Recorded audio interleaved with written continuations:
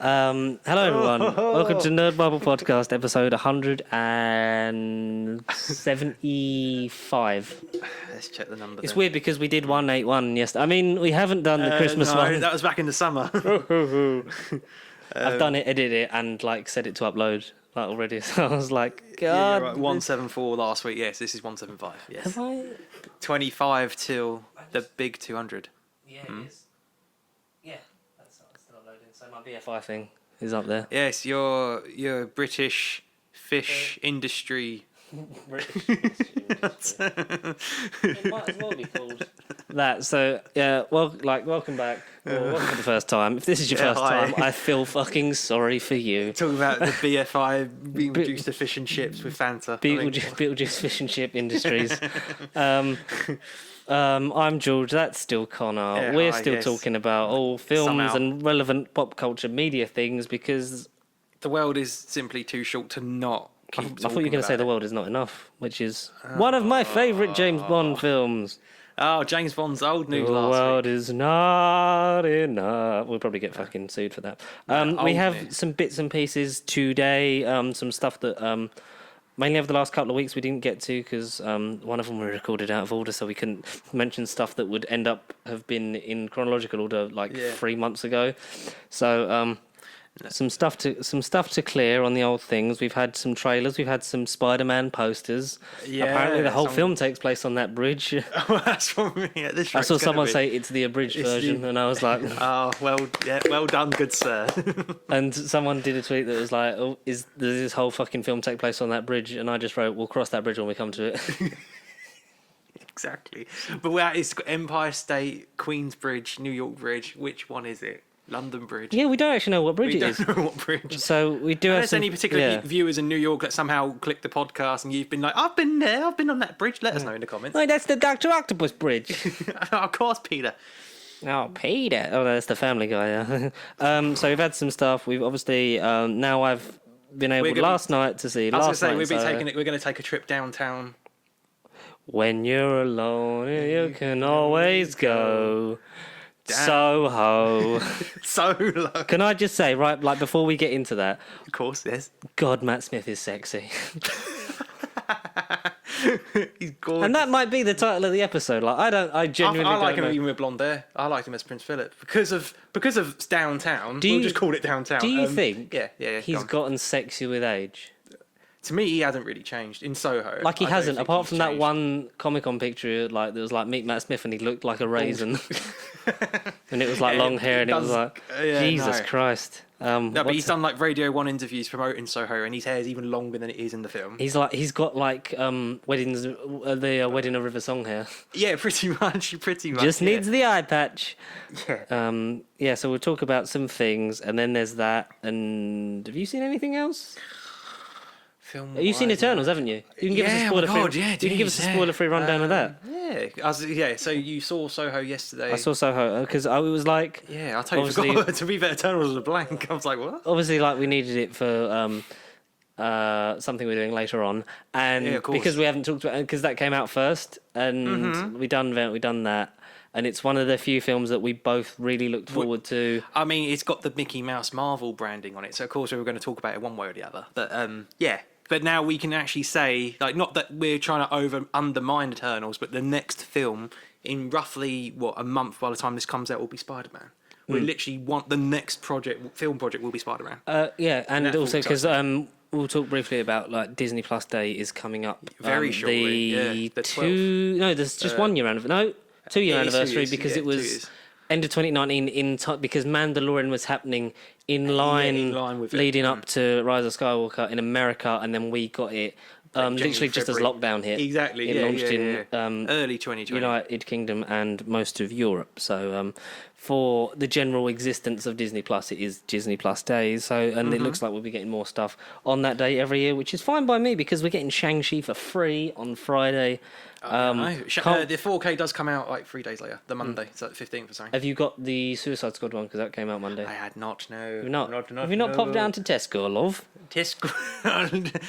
With Fanta. They've got them in there. I might pop in there after this. You might do. might Let me know pop how in much there it is because I might go and buy it as well. I'll Because have a look, that's yeah. that's at present in my top 3. Okay. But I have to do, because literally placing last night in Soho, we'll get into, like, Yeah. you'll know more about this by the time it's New Year's Eve, but like, New Year's Eve, of course, yeah. because I was pretty sure of my order, and then I've had some films go in, and I'm like, naturally, this, like, seeing Soho, I was like, well, that's surely in the top 3, but then I'm like, I couldn't justify pushing out either Free Guy, Shang-Chi, or Suicide Squad, so I have to rejig. Yeah, that's kind of that's a good top 3. I'm gonna have to rejig. But I think I know which one. But once Friday hits, I'm gonna rewatch Shang-Chi and confirm where that sits, because I've ordered Black Widow. It's 2 for $24 on Amazon currently. 2 for Black Friday. Shit. It's early savings. Yeah, because it's running for 10 days, isn't it? Something like that. Yeah. Just in time for Christmas. I did just tangent about life. So the day after Bonfire Night, the Friday, because I was off all last week, wasn't I? Yes. So then after Friday Bonfire Night happened, and then it was Saturday the 6th of November, and me and Lara were just like, we could probably talk about Christmas now, can't we? It's like, yeah, like there's nothing else happening now. Because Halloween's finished, Bonfire Night's done, so I was like, so we literally Thanksgiving for all you Yanks, but we don't. Oh God, I'd love to spend Thanksgiving in America one year. Yeah, it'd be an experience. We could go. Why not? Yeah, right now. When is it? I don't know the exact date. It's a team. Probably right now. We probably missed it. Maybe. We'll record the podcast at someone's table eating some yams. So we literally put on Christmas music. I think I made a playlist of like 30 songs on Amazon Music. Because why am I going to pay for Apple Music when I get that Amazon Music for free? Why not I pay for Prime membership? Yeah. Exactly. Yeah, So I've got like 30 odd songs. The classics, some of the new, like the new George Ezra's one's good. That's quite good. Have you heard the new George Ezra Christmas song? George. No, I said the new traditional one. I was like, well, what's the new traditional one? George Ezra. Ezra. Because he once said in an interview, it was like, if you're going to make one song, make a Christmas song, because then it gets played every year. Sorted. Life savings. For life. Yeah. So he's done. It's quite good. It's an Amazon exclusive for some reason. So coy. Sign up for unlimited George Ezra, etc., etc. Sign up for Audible to get your free audiobook and song right now. Yeah. So we literally put music on, had Christmas jumpers on, and then we wrapped presents and wrote our Christmas cards. Okay, good. You got it out of the way. That's good. Your one's done. So, did you want me to give you that before Christmas, like the last one we recorded this year, which is like pretty much. Yeah. I think it'll be just before Spider. Yeah, I'll give it to you then, just before Spider-Man. I've got time to order. Yeah, that's fine. That's fine. Yeah. Because I only had a few at the time. Well, because I'd already started, but it was like because I want to get them done. So that then my payday this month and next month are then not spent on Christmas, because the December one won't be, but then I can be ready for January, New Year, because I have to make sure my insurance is ready for April. Yeah, and make sure my spending gets sorted out in more ways than one. Galaxy 4. Galaxy 4, that happened. Galaxy 4. That happened. So we unfortunately only live in the one. There's probably a second and third. There's probably 100 billion galaxies. Maybe. Back in 1960, 4 or 5, the 18th serial. London 1964. Was it we did the quote wrong. It's like the 18th serial ever in the classic Doctor Is it better Who than Bran library. Flakes? Is it better than Bran Flakes in terms of cereal? Maybe. I haven't ever watched it. But you did. You saw it. Yeah, I saw it. Yeah. So it was the full thing. You saw it all. Yeah. So Yes. in my video it's dropping right, because I would have put it up. So basically, I'll talk about the video after and making it. But I went down to the BFI. The British Fish Industry. Yeah. The British Film Institution on the South Bank. So basically, for us, we're gonna go. I want to see if there's. Did they announce the next one? Well, they've got the one already up for the season 17. Oh. So it's City of Death. Oh, okay. And the guest is Julian Glover.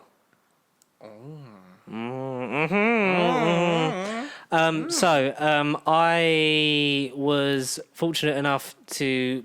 So basically, every screening, so every time there's a new Doctor Who reanimated adventure, or the collection's out, they'll do a story from that season of the collection and a special guest, or they'll do the newly animated serial as well. So it was Galaxy 4, the first serial of season 3. Yeah, The that's second right. Okay. starring Peter Purvis as Stephen Taylor, the new companion. And it was After the Time Meddler, I think. It's Chase, Time Meddler, Then and then new Galaxy. season Galaxy Yeah. 4. Yeah. Did not know that. You'll see that in the video because I had to Google it like midway through because I was like, "Fuck, where is this?" And I thought you were meant to be the Hoovian. You're the one that's been. I'm a Hoovian. True Hoovian. And so they had a screening for Galaxy 4, which sold out like almost instantly. Yeah. Because it's a lost story. And any of you familiar with the fabulous Dominic G. Martin on Twitter and his audio series and his YouTube channel, his amazing cosplays, please go and give him a like and a follow on whatever social media you can because I really appreciate the fine fellow that he is. Basically, he had a tweet out there that was like, unfortunately can't make the BFI screening for Galaxy 4. And The tickets on sale. I've still got tickets if anyone's interested. And the only tweets that were in it were like people gutted that you couldn't go. So literally, like, I mean, no one was like, "Oh, I'll take it." yeah, so literally, I was Thanks like, I for mean, if you still have the ticket, I would really may be I have interested. them? Yeah, may And I he have literally DM'd me right away and was like, he wanted the same price for what he paid for it, which was very generous of him just to want the £15 itself.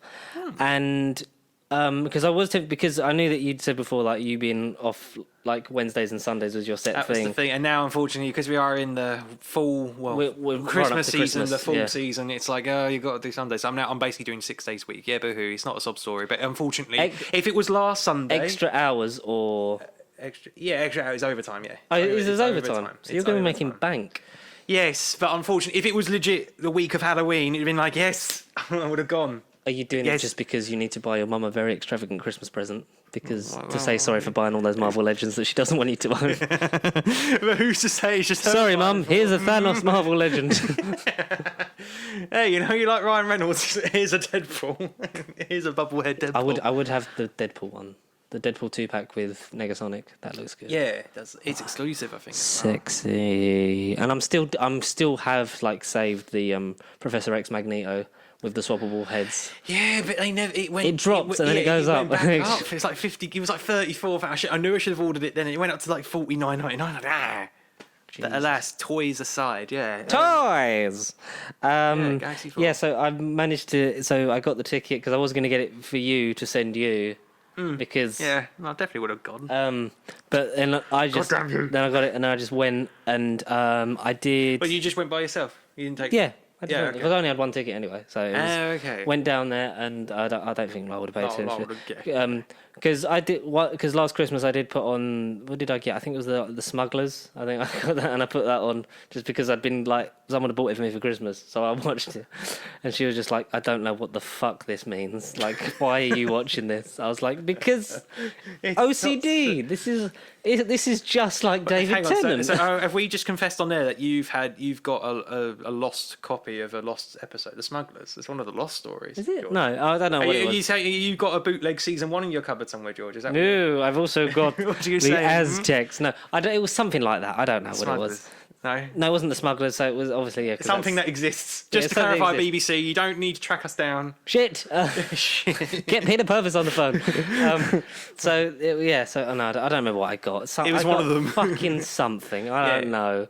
Yes. Myth Makers. I don't know. Does that exist? No, you're making yourself really like guilty and suspicious here. That's I've got the real Galaxy 4. That's why I asked.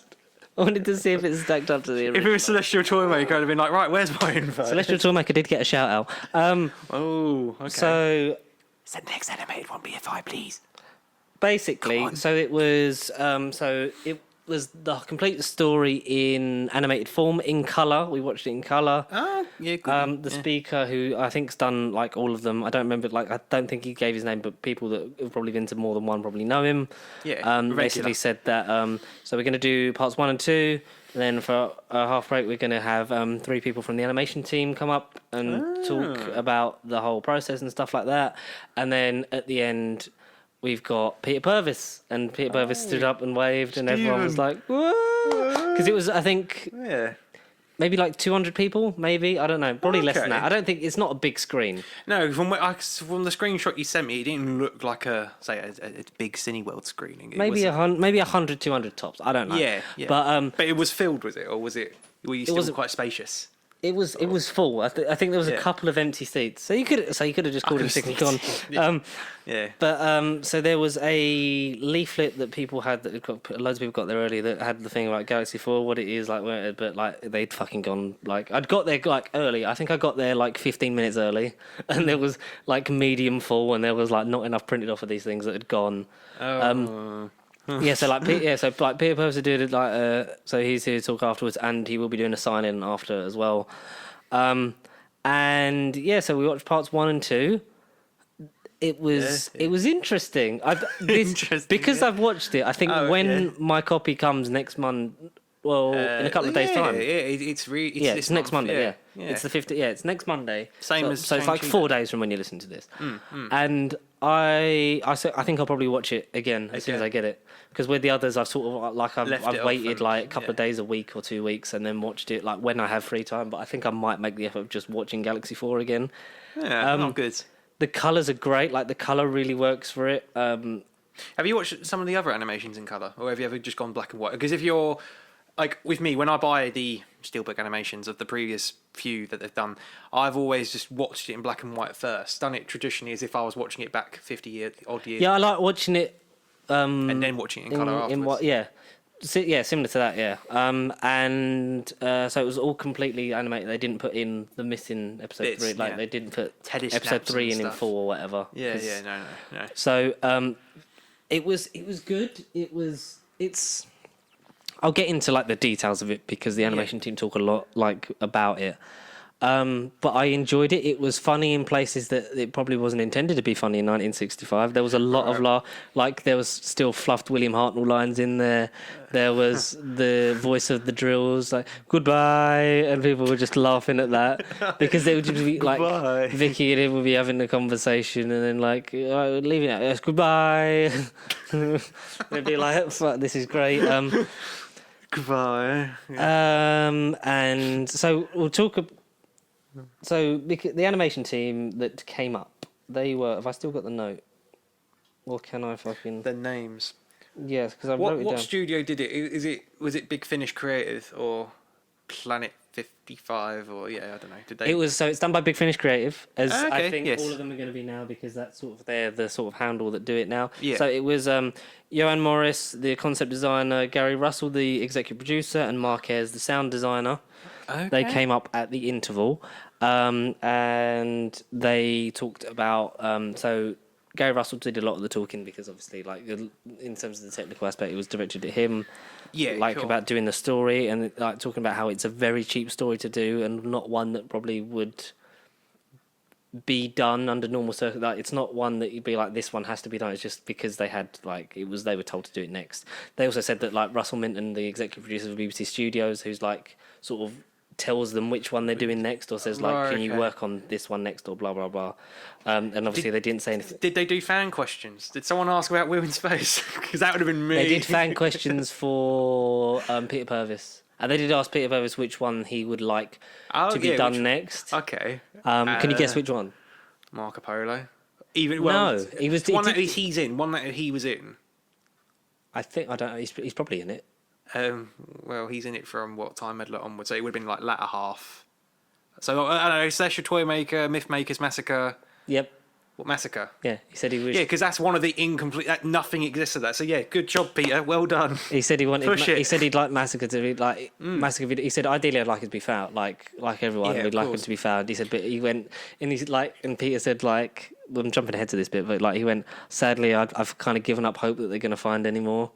Like I kind of think it's been so long since the last find that anything you find now is going to have deteriorated a lot more than it was already deteriorating anyway. So the restoration team might have a harder job if they do find anything. But he said, but we live in hope.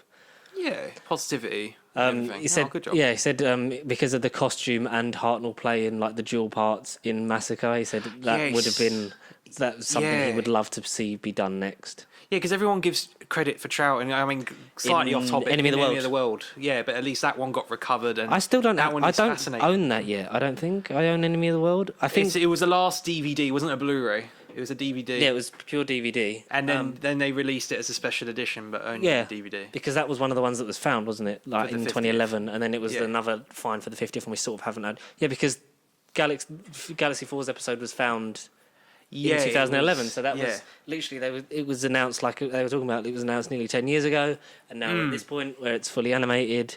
The surviving episode's still on the release. Yeah, of course. But it doesn't do. I don't know if it does the invasion thing of where it does 1 and 2 animated, 3 live action, and then switch back to.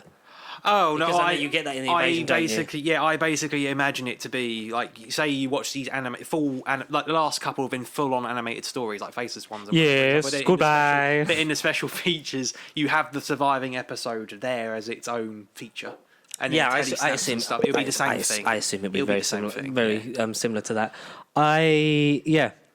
It was a lot of fun. So Gary Russell talks about it was a very cheap story to make when you look at what they could from the surviving episode and the telesnaps and the photos that they had to hand. It was just 10-foot wide square sets, and then you had so it was just so the TARDIS landed on the bit of the planet, and then over there is the spaceship, and over that other side is the drills. So the Dravens and the drills or whatever they are. I've forgotten the name. I'm butchering it, but I saw it. I did watch it, and it was good. But you didn't fall asleep for it. I didn't, but it was. I could have. It was very comfy and warm in there, and I was just toasty. And they said the opportunity with animation that affords you is not. We're not looking to improve on what's been done before, because that's not we're looking to bring a 60s story to life, but give it the ability that of 2021 and the technology, and essentially give it some budget. So they're trying to make Galaxy 4 but with budget, so that's why there's the big vastness of the desert planet. There's all this amazing, the landscapes are gorgeous. Dune. It sounds like Tatooine and Dune. A bit of that, yeah. A little bit. With a bit of Mars because of the redness of the thing. So they make it a more expansive planet and give it some very brilliant looking landscapes. The 3D the 3D backgrounds look great, the doors and stuff, but it's sometimes it's a little bit that doesn't fit, but it still looks gorgeous. The character models still get the running thing still they need to it's better, but running still is a bit awkward and jaggedy. The voice work's great. The recording's good because Marquez, the sound editor, was he was talking about all without the fans we wouldn't be here and stuff like that, because of the he had recordings of one of the fans that had passed away or something, and he went, and this recording, the only person that recorded Galaxy 4 episode in full was David Nolman, and David is here today, and he stood up and everyone gave him a round of applause. He said well thanks to fans like him, we have this wouldn't have been made. Today you wouldn't all be sitting here watching this. And so so that was good. Johan Morris talked about the concept, his title was what does that actually mean? Because just trying to make it all make sense, expanding it and giving it the 60s vibe and stuff, but how does it all still fit together, and do you still fit the same story that then fits the audio? Because they said there's no point trying to do and maybe making a dig at what's been done before, making the animation to fit the audio. You still need to make the story flow. Which is why there was some weird cutaways with Vicky in the spaceship, and then just cutting away to William Hartnell randomly trying to change the gas in the drills chamber outside, just and then cutting after 2 seconds, then cutting back, and it was okay, that's you're limited by the audio. Some decent cliffhangers. I'm not going to talk because you haven't seen it. None of us modern viewers have had the chance to watch it. The title of the last episode literally spoils the ending. when it says Okay. when it comes up with next episode, blah blah blah. You're like, oh, so that's how it ends. But then you kind of get it because it's seeded throughout the story anyway. It's just and there was some fun. It was nice that we were all sort of like laughing about stuff. Like there's stuff in there like I can't remember it word for word, but there is stuff in there that like either Hartnell said or like funny moments with Stephen or Vicky or whatever, and it's just like it's got some great laughs. Galaxy 4. I've been to the third and fifth dimension. What is this number 4? There was something that he said, and people were just like we were laughing. Everyone like laughed at the Chumleys because everyone had Chumley love. People called it Chumley Mania.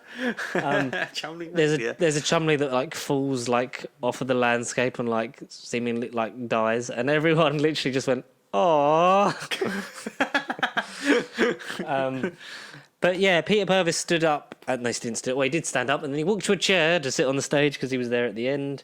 Link to the video because I did. It's about 15 minutes long. I didn't record a lot on the way there just because. No, I wanted to focus on getting there on time, and like I didn't want to record a lot of like being on the underground in the middle of London and then just. I mean, you have no internet as it is, so yeah, it would have been an interesting thing to just chop and edit. Yeah. So I did like record. There's about 2-3 minutes of like there's like me on the way there, me in there like about to watch it, and then me sort of giving brief thoughts on the way back like to the train station, and then I sit down here. And sort of like go through everything, and I put the pictures up with them on the stage and that. Something I didn't go over in the video, so this is extra content. This is like a little bonus. It's like the extended version of Caravan of Garbage. This is the Galaxy 4 collection release. Oh no, Caravan of Garbage for Galaxy 4. Big sandwich. Oh no, Mason. So Peter Purves talks about his original disdain for this story. Okay. Because it was originally written for Barbara to be the main character because Barbara, they're going to get you, Barbara. Because obviously Ian, like when it was being written, Ian and Barbara hadn't departed. Is it Stephen and is it Stephen and Vicky? Yes. Yeah. Okay. So it's right. So it was originally written like with Barbara taking a more centered stage of the thing, and then was changed when they found out that William Russell and Jacqueline Hill were leaving. Yeah. Which was a story before the end of season 2. And then Peter Purves was in it for the chase. Like he was in the chase, wasn't he? And like he talks about rehearsing with them, and like William Hartnell getting on really well with him, and then William Hartnell pushing for him to be the next companion. Because he didn't he was very sad about losing friends or whatever. And the person who plays Vicky, who did a nice Maureen O'Brien. Yes, I forgot. Sorry about that. She did a nice little message before it started, saying like, "I'm sorry I can't be there, but like it's lovely that this story gets to see the light of day again. I hope you all enjoy your day. Blah blah blah. Enjoy Galaxy 4." And then it started with like the dun dun dun dun dun dun dun, and then it was that actual. It was a colour version of the Hartnell title sequence. Yes. Which had so basically think of which isn't that really the first one we've had, because all the releases we've had are Troughton related, and even again if you watch it in colour you get the colour version of the Troughton sequence, but then this is going to be the first time we've ever got the Hartnell one in colour. So imagine the John Pertwee intro in like the oranges and reds, and it's literally that instead of the white and black. So it's the same, exactly the same animation as that, but it's just red. Just red, yeah.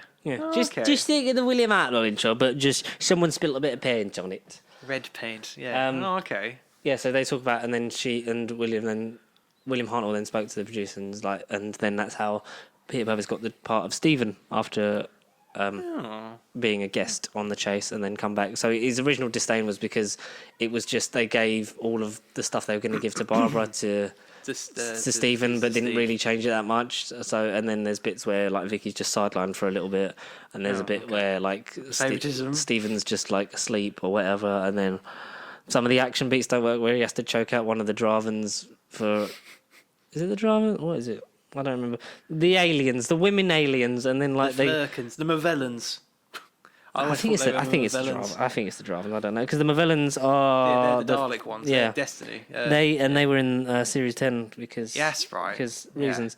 But he talks lovely anecdotes about working with William Hartnell, and just the show in general, and obviously like what I said about the next one he hopes for and that, and I think he talks briefly about Marco Polo and things like that, and it was okay, good just all of his things and like just little stories and that coming up, and he did have fan questions. So I think there was about 4 or 5, something like that. So there was from each, like a couple from each side, and talking about like the like the whole thing of like seeing it and stuff like that, or like with just generalized questions of like what would you like next or whatever and things like that, blah blah blah. And it was great, and he was in great spirits. He was a very funny man. And then he went off to do his signing upstairs, but literally everyone was there. It was such a lot. Like I wish I'd waited, but like I already was short on time, and like if the queue was a bit shorter, then I would have been like, "Oh, stick it out." I kind of wish I did, because he brought photos with him to get, like, you could either, if you had something with you, get it signed, because I think most people know that there's a special guest, so they bring something akin to that, and then get it signed and that. But he had pictures of him and William Hartnell at the table in their costume from Massacre? Maybe I didn't see the photo. I don't know. I think it's a very famous image. It was in colour. It's one of those images. Okay. He signed a load of them and took pictures with fans. But next time, Peter, I did see him. I did see him walking around and like say hello, and it was like, oh, that's good. Loads of fucking YouTubers in there, man. So Mr. TARDIS was there. Oh, did you actually speak to him? Did you read? No, I was like, he was with Adam Marta, and I think Tharies was there. I saw on his Twitter, but I couldn't find him after the screening. I was literally 2 seats next to Josh Carr from Who Knew Podcast. Oh my! Because there was a guy that went and sat in the thing in front, and like was in the wrong row, and I was like, I think that's Josh from the Who Knew Podcast, and then like, and then like sat down like. So there's a person, then him, and I was like, I can't keep staring at him because he's going to think I'm weird. But I like tweeted him, and then like he liked the tweet. I was like, I think I sat next to you, but the social anxiety forbids me from speaking to you out of fear of being wrong, that you're the wrong person. Okay. Yeah, but I saw, Adam Marta, didn't you? Like you've seen his stuff. I saw his barnet from across the. Literally, I was like, that hair has to be Adam Marta, and it was literally just in real life. It's just as glorious as it is on the screen. But yeah, there was so many in there. I was like, and I think there was pictures of them on Twitter and stuff that they'd gone for like dinner or drinks afterwards. And it's like that's where we're going to get to. We're going to get to one day, yeah, of course. No, we'll go to the next one. Well, hopefully, because I would sitting in there. I was like, it was such a fun way to spend my morning, early afternoon. So what time did you go? Well, when was it? So I left at about 10 o'clock. It started at 12. Got there for about 11:45.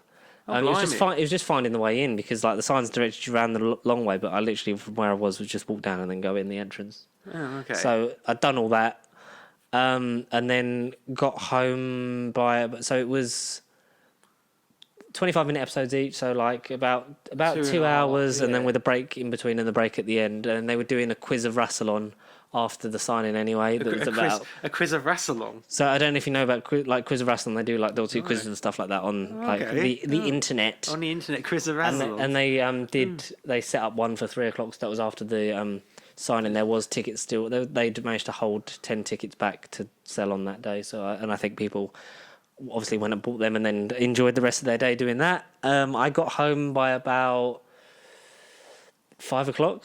Okay, that's so like pretty decent. A day out, yeah. It literally got So by the time it was just like all the trains were there. It was just like getting home from the train station and getting the Uber back home. So it was about 5 o'clock, maybe just before, and literally I'd got in, had dinner, and then watched War of the Sontarans. Took what 6:25. That was a short, quick enough. Yeah. You literally got in, had dinner, and you're like, right, more Who time. Yeah. But it's the most fun day I think I've had with Doctor Who in a very long time.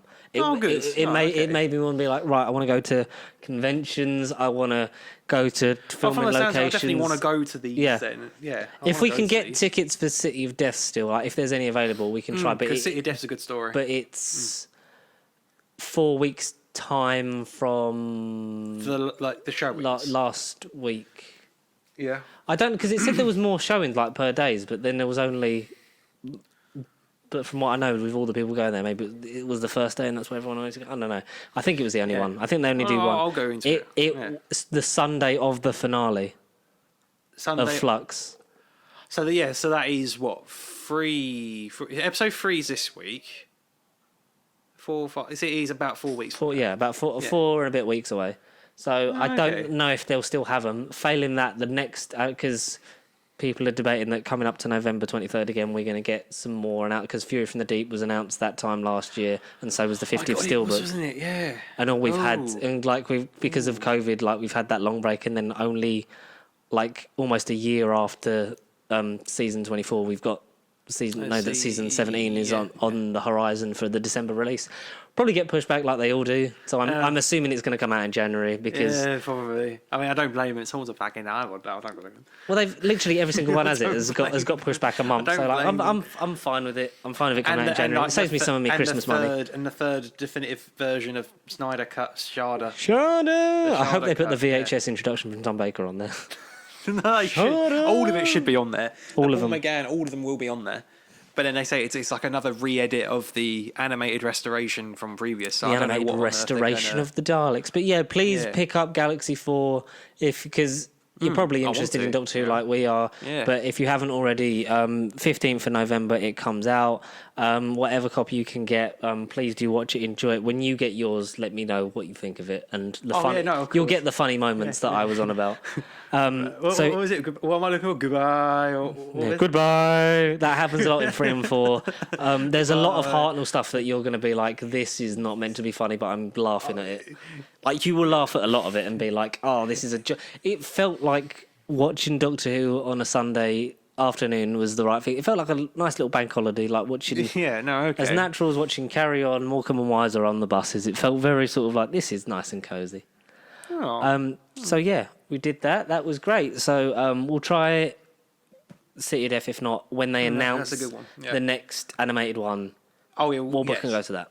Yes, that's a deal. Yes, deal. We'll go, and then yes. because we're both there, then we'll both gain the social confidence to just engage to these people. I pretend to know you, but now I do know you. You know, I stared at you from afar last time, Mr. TARDIS.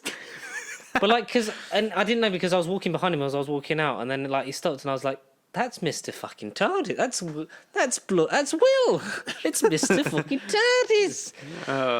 Okay. Because I'd seen like Josh and Adam. Like Adam was like very much the other side of the room. Was Josh Snares there at all? Or is he too home in Australia? No, he's still at home. Still probably moaning about it that he's not seen it yet.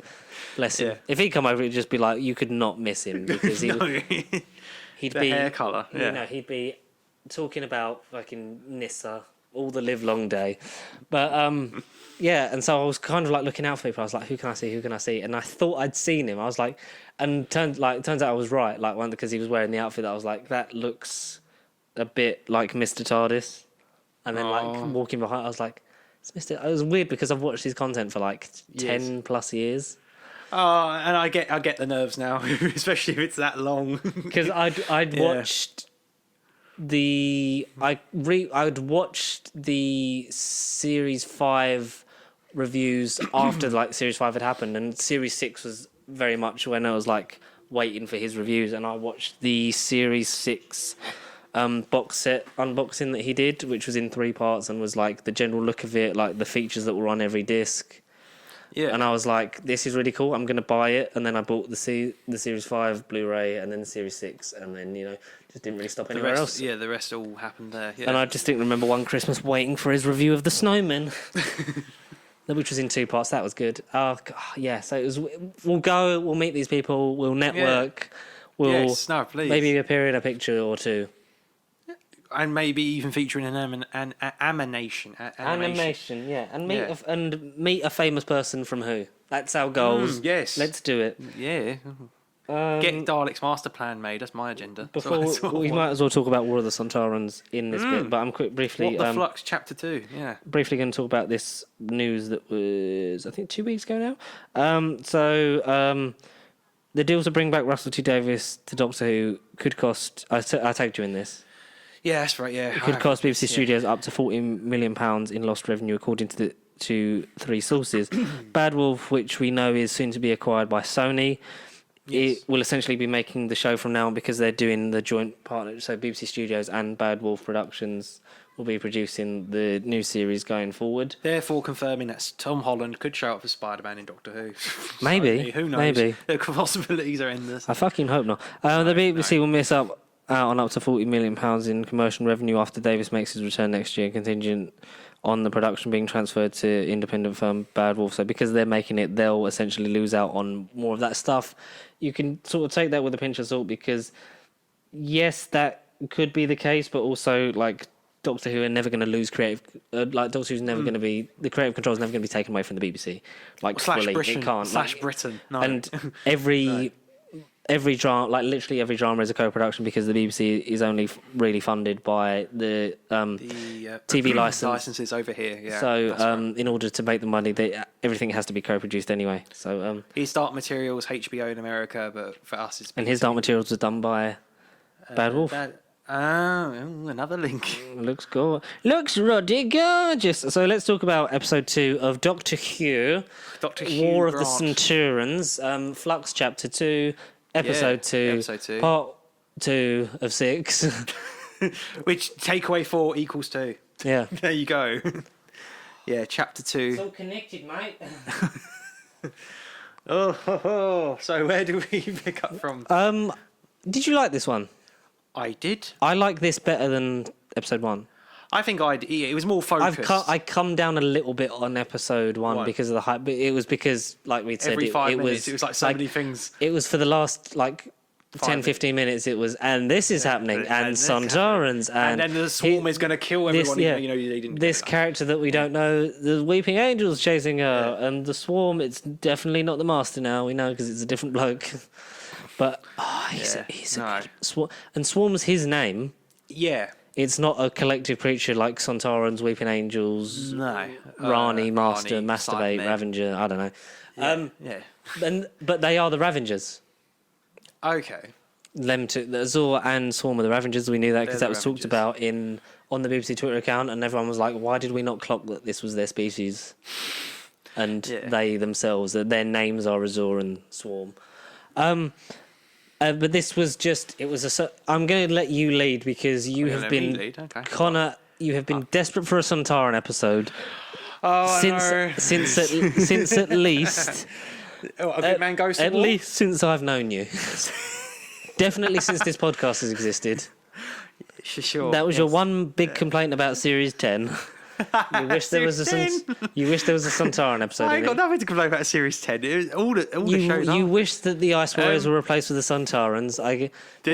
Find the quote. I want evidence. No, but when we were looking forward to Series 11 and 12, I was like, yeah, Sontarans. We were like, please, Sontarans. Yeah, I know. I remember all those videos. When you say years, I'm like, did I really say back in Series 9, 10, 8, I want Sontarans? Because I did have Dan Starkey until Deep Breath. Deep Breath was his last appearance, right? Last regular, yeah. But okay. He's back. The only person he's played a Sontaran in each era. But not as Strax, yeah. As a different character. So he was Score in the Russell T Davies era. He was Strax in the Moffat era, and now he. He says. It's a weird name. Fucking Link's got a mention. I know, and I googled that because subtitle BBC iPlayer. I watched it on iPlayer. Subtitles LYNX, as in like Link's deodorant. LINX. It's wrong. Yeah, it's wrong. But I had to double check that. But as soon as I heard Links, I was like, "Hang on, Time Warrior."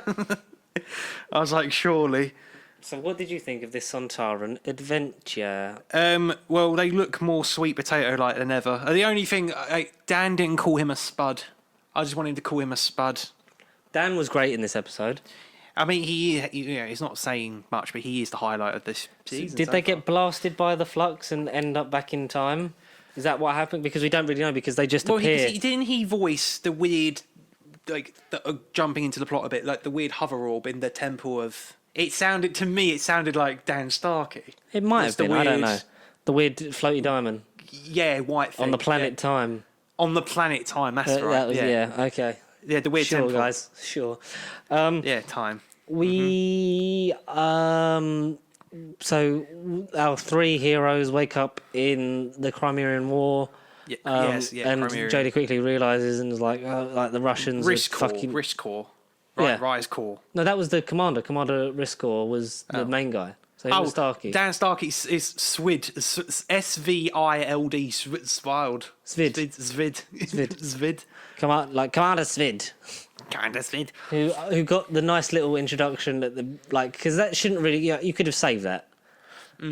But it was the thing that I'm not liking is the episode ending and then the next time and like they're in peril and it's like them immediately out of peril. And Exactly. like, have we learnt nothing from Aliens of London cliffhanger and going straight into the next time for World War Three? When it's like the Doctor's getting electrocuted, here he is running about fucking 10 Downing Street. Like not Links. Fuck. Svid got that nice sort of thing. It was like you look terrible. Oh well, no point dwelling on it. And that was the most Strax he was like. But I like that he's the first Sontaran we see. Is Svid, and he's a prisoner. Like prisoner that's been captured by the British. Because so they're doing war with Sontarans, and the thing that was debated was because they're existing in the past and the future is the Flux messing with time, which clearly it is because it's allowed them to sort of have. So it's weird because okay. Dan Starkian, who played Riskor, Jonathan Watson. They both played 2 Sontarans each. They're in the Crimean War, and then they were there in present day Liverpool. Like they were both there because Jonathan Watson also plays Skak. Skaak, Skag. Yeah, which was is there the other name for the Starkey character? No, it just says he's Svid. So he's Svid we're guessing the past because he's a prisoner of war that then gets released because the Doctor clever is like, I've got information on the Doctor, like tell you to meet with me or whatever. So Scar we're presumably one in the past because I think Riskor gets name checked in the present.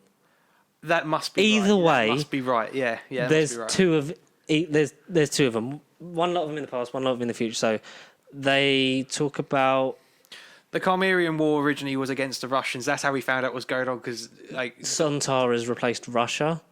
Even on the and road China, which I thought was funny. Asia essentially has been conquered by Sontarans, and it's named Sontar. Yeah, and they're doing it for the fun and the sport, and like taking over the planet. And also when he gets asked by the Doctor, like, and mainly because I wanted to ride a horse, and I was mainly I wanted to ride a horse. That line was probably the best of the episode. So they've travelled back in time, and that affects the future. Like, so that them invading in the past creates the paradox of them on their shipyard in Liverpool docks.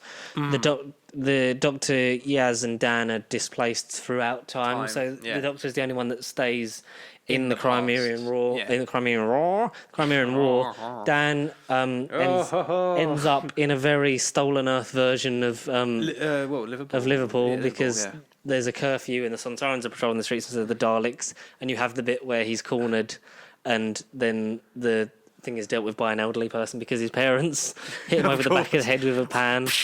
Well, a wok. A wok, yeah. Everyone's saying it's a frying pan before, like in the image, it's like it's clearly a wok. It's a deep-based Asian pan for cooking. It's not a frying pan. They're very shallow.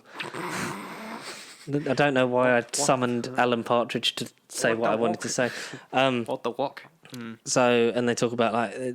And you get that nice little sort of world building, very much like Aliens of London, Rose-esque kind of thing of like vibes. Yeah, it felt human. I think this was his best written episode, Chibnall.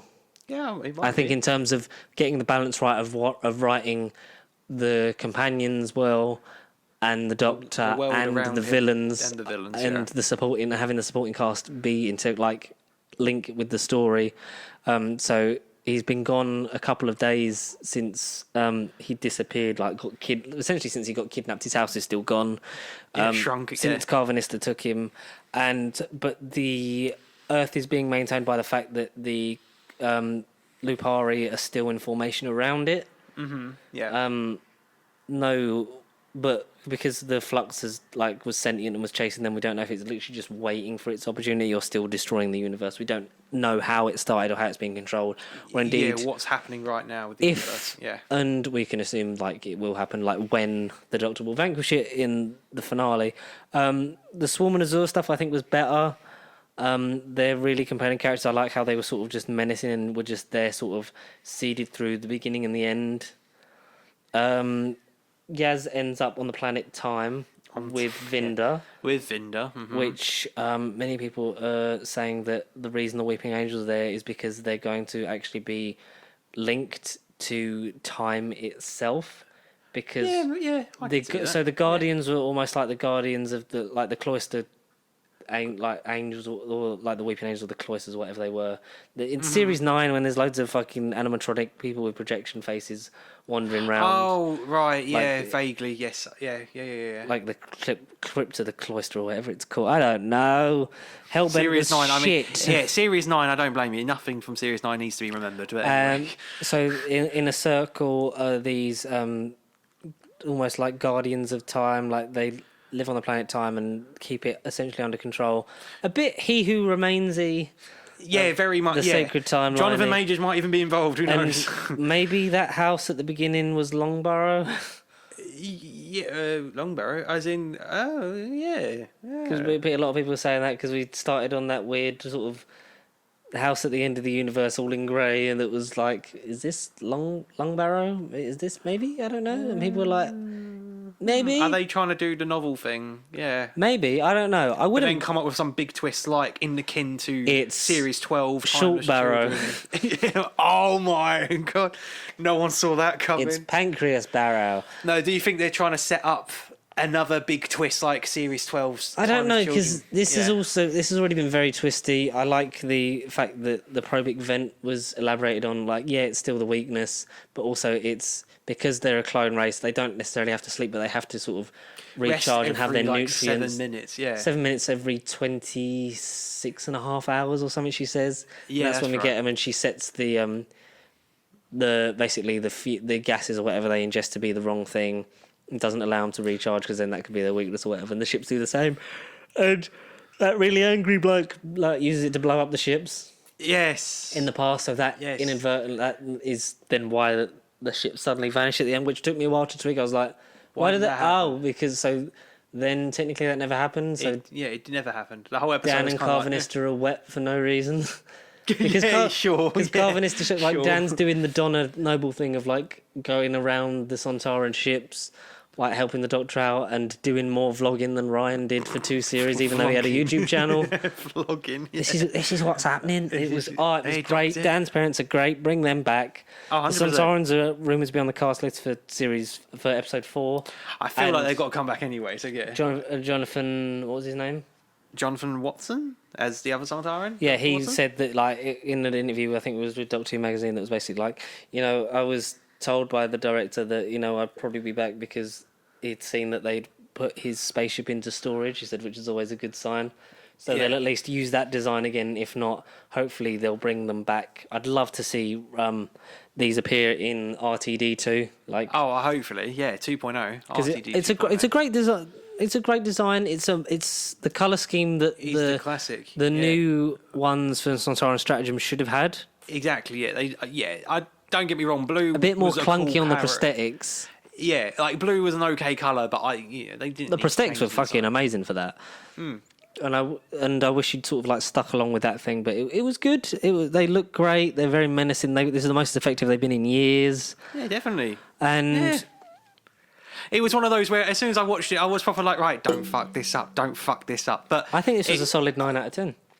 Yeah, but it was good because 8 rising to a 9 depending on how next week is. Sure, and that's how the whole arc is. Yeah. Sure. I'd say a 7. We've had a 7 out of 10 and an 8 out of 10.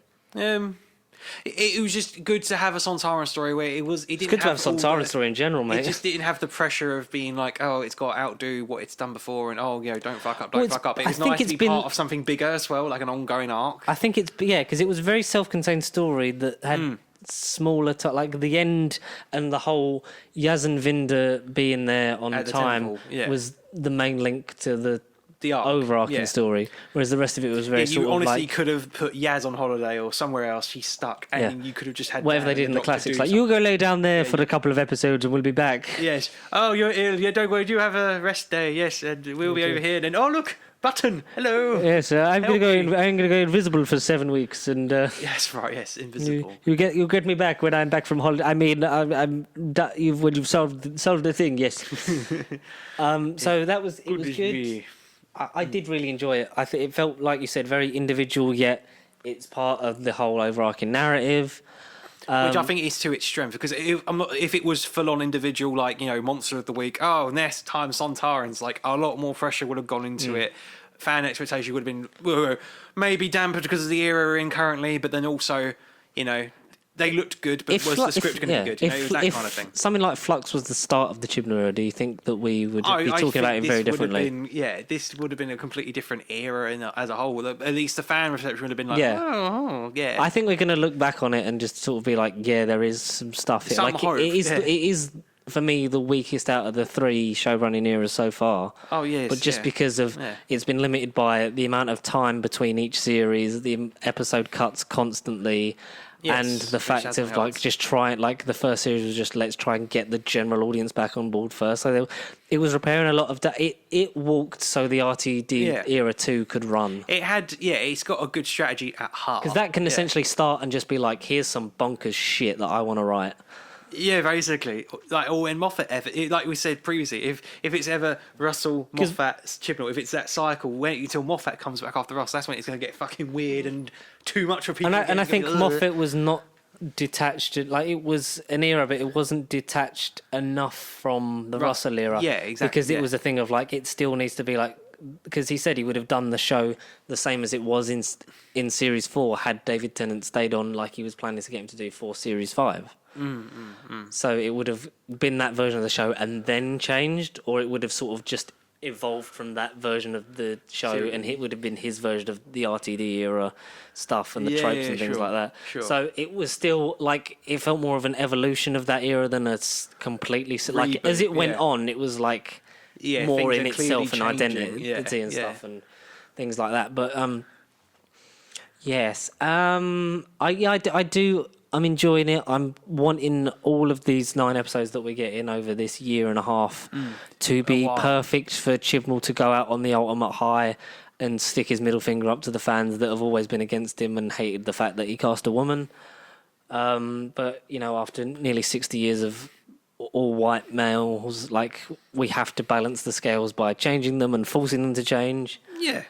And yes, it's the most I've loved Jodie in a while, I think, because even in the great episode, she's like Fugitive of the Jadoon, she was sidelined a lot for Joe Martin, but that's in service of that story. Of that story. Yeah. We know the Division thing is getting expanded upon, and it's not just Time Lords, right? But it's been done, and Time Lords. Heck, what even is a Time Lord anymore? Well, we know because it's obviously going to link into the Division / Timeless Children thing, like. Was it like their lust of power? Maybe they was like an offshoot of the Division where they kept like refreshing her and stuff like that and wiping her memory and sending her back to the start of a regeneration cycle. Maybe that was just done by the Time Lords, but the Division as a whole, like you know, like sort of like the Silence, like it was just an offshoot kind of thing. Like we used to stand for something really powerful and meaningful and blah blah blah, and this bunch of renegades kind of fucked it up for us and our reputation across the stars. Yeah, Dark Jedi, Star Wars Legends canon. Yeah, people that weren't fully Sith. Everyone's Ahsoka Tano. Fuck the Jedi. Yeah, okay. It's time for the Jedi to end. To fall. Hopefully, November 12th, going massively kind of hot topic. We should be getting an Obi-Wan trailer soon. That would be one of the things we should. Hello there. On. Yeah, hello there indeed. Ewan. How are you doing, Ewan? Yeah, I'm a bit. I'm still expecting to meet Vinda properly. Yeah, we haven't had him because you could have removed him from the first episode, like it was. But it was nice to sort of like set the thing of like, yes, I'm loving sitting on this post, but I'm fucking bored. It's like, oh, you're going to be dragged into this adventure somehow. But he's only met Yaz, and then like the Doctor only meets him at the end because spoilers. The Guardian thing's like getting back to the Weeping Angel thing because they talk about being quantum locked. So that's like, are they relating to like the whipping angels of old, as Timothy Dalton Possibly then. spits in 2009. But because like they're broken Yeah. and the magic diamond wants them to be repaired, then Swarm repairs them with like a temporary fix of Yaz and Vinda, like, and the whole of time's going to throw through them. They get all jazzed up and made up. And then he Thanos it with like, and then once they snap, like, how long do you think their bodies would last before they give out with the whole power of time flowing through? He's a great, very sassy, well-dressed villain. well dressed. I really don't want him to be the master. Like, No, let it's him be definitely his not own played thing. by Sacha Dhawan, but it's like, No. it's great that this big bad has existed, and Whoever like the he Doctor's is, just yeah. not known, and because he's now escaped from that prison from the Phantom division. Zone, the Phantom Zone. Maybe the last thing that Jo Martin ever did before she ran Yeah, away ran to become away. William Hartnell after Yes. having her mind wiped was put this guy in prison. And maybe Jo Martin's last thought before she did the erasing was, let's go to Gallifrey where be with my people. And that's when we get the, you know, that clip of the 50th where he's kind Yes. of in that corridor and he's sitting there with the TARDIS and he's sort of Yes. like, oh, I ran away because I'm bored. Like, maybe we'll get that. But it brings new context to the Yeah, thing exactly, of new like, context, you know, yeah. I think of the Toby Jones quote from Series 5. There was an old man from Yeah, an old man Gallifrey from who Gallifrey. sat there throwing his life away. He let down his friends and, oh, it's time to sleep. Or are you waking? Like, it brings new weight to that kind of shit of like the Doctor running away because they're bored, because obviously we know that when this does get resolved, hopefully in the whole Jodie era, if like it does carry on into Russell, I'm not complaining at all. No. But like it gives new context to the fact No. of he just thought he was bored when he was in that body, but there was a Yes. distant thing calling him like, you've got to escape before they fucking do this to you again. Exactly, Before they yeah, rope of you back course. into the division. Yeah. I hope that Jo Martin is in episode 3 once, upon time. Or at the very least, I hope she's in it at some point this season. She's Yeah, got to because be in it. in She terms has to of be in it. like them and the trailer of them clearly either being sent to this planet in the past or it's ancient Gallifrey or some shit. Like, Somewhere, there's yeah. something going on with time, and if like this linking into the division, I would love to see Jo Martin turn up next week. I think that would be the biggest surprise. I want more of I want to actually learn more about More Vinda. Vinda It looks properly, like we're gonna get some nice character moments with him. We want Dan Lewis to continue being the absolute badass boss Legend. that he is. Yeah. Memeable god in the Who community. Yeah, I managed to figure it out all by myself until Scooby-Doo came and tried and take all the credit, because Carvanista shows up and saves him from the Sontarans Yeah, big furball. with some fucking great like laser axe fight, and then Yeah. they crash the Sontaran ship into the other Sontaran ships just as you see them actually eject from the spaceship and land in the river, and then get out, and then they all disappear anyway. So it's like they're just wet for nothing, and they actually get the prosthetic wet as well, like with Carvanista. And it's like, that's great. That is good. That is. And they have detailed. like a really weird, like, because I still got a human in this fight, because obviously he's still tasked with protecting Dan. Yeah, so that's why he contract comes vowed, yeah. to rescue Dan. And it's like, and the fact that like they get on great and have such weird banter, despite the fact that he thought he was just kidnapping him in the first episode, is great. His parents are great. Bring them back. Yeah, definitely bring them back. I Yeah. want to see how this. I think we're going to get more of what's her name? The woman who was out by the angels. I think. Oh, Claire. I think we're yeah, going to we get more have of to her. see Claire. I think we're going to get more of her in episode 4, Village of the Angels. We should by the The end Doctor's going to go on some time travel thing where, like you said, she's met her in her past, but then of River Song Claire runs vibes, into her but in it's the nice that future, it's going to be yeah. a normal person. unless that's carried over into Russell, maybe it's going to be such a thing that will go into Russell. I don't know. Maybe, because there's a whole thing of don't give the old showrunner the new showrunner the shackles of the old regime, but Russell generally might think, I've got a really good idea of how I can neatly tie this together, because he said Yes, like they might all be following the blueprint like the Russell did, was like, I'm going to tie my like round it, or like it's come full circle, tie it off in a nice big bow, so that these characters, if they are never coming back, they're suitable endings, but you can just cherry pick them when you want and put them in their stories, so it can still make sense. You just take them out of like, because you know where they end, but you don't know exactly. necessarily Yeah. how they get there. Until Big Finish make them one day. There was so I look forward to Once Upon a Time. Chibnall is now the only showrunner in existence Oh, to do what thing? to do what thing? I thought you were just suddenly announcing that something's happened to Russell and Steve. I thought, what? He's murdered them. He's a Yeah. murderer. The Chibnall murders. What, he's the only thing to do. Speaking What? of Matt Berry, like season 3 of What We Do in the Shadows is on BBC iPlayer Oh, because it's happening. good. Um, It is happening. Okay. Chris Chibnall is the only showrunner. Do what? Yes. So his episodes Well, and only writer really, because he's had episodes with with an exclamation mark, a question mark, and now a comma in the title. Oh, He's the punctual showrunner. Okay, he's punctual. Okay. Oh, I never noticed that. Because it was Never noticed kablam, Okay, kablam explanation. Yeah. can you hear me? Question mark. Yeah. And once comma upon a time. Yeah. So Oh, well, blimey. yeah. So we look, Articulate. Yeah. punctuation of the nation. So we look forward to episode 3, Once Upon a Time. I hope it. Maybe Dave Bradley turns up. Maybe because we know Simon are in the next time trailer. That was good. Well, they need Yeah. to get the use out of those gorgeous costumes. Again, Really Time do. Lord Cybermen. Time Lord. What kind of Time Lord sign? Blood control. Is it blood control for years? And then Village of the Angels episode 4 is chapter 4, and then we should His village. I judging thought by- it was Valley, but yeah, I was thinking about it on the way here. I was like, Village, City of Angels, Valley of Angels, Village of Angels. Judging by the time frames, we should this week and then into next week have 4 and 5's titles. Yeah, because we've been getting them sort of roughly as they've been coming out.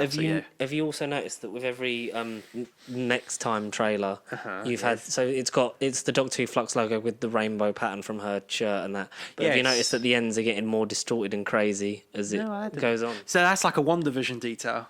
That is like a WandaVision thing. And they're doing the character posters like all the Disney Plus stuff, like meet Vinda Yeah, meet in this Vinda, yeah. episode streaming now, and it's like you've learned some good marketing from Disney Plus. That's how you do it. Just be like this new character, like, you've given it a couple of days, like you've seen that the Cybermen are in it, but now you post the nice glory shot of Riskor in all his finery.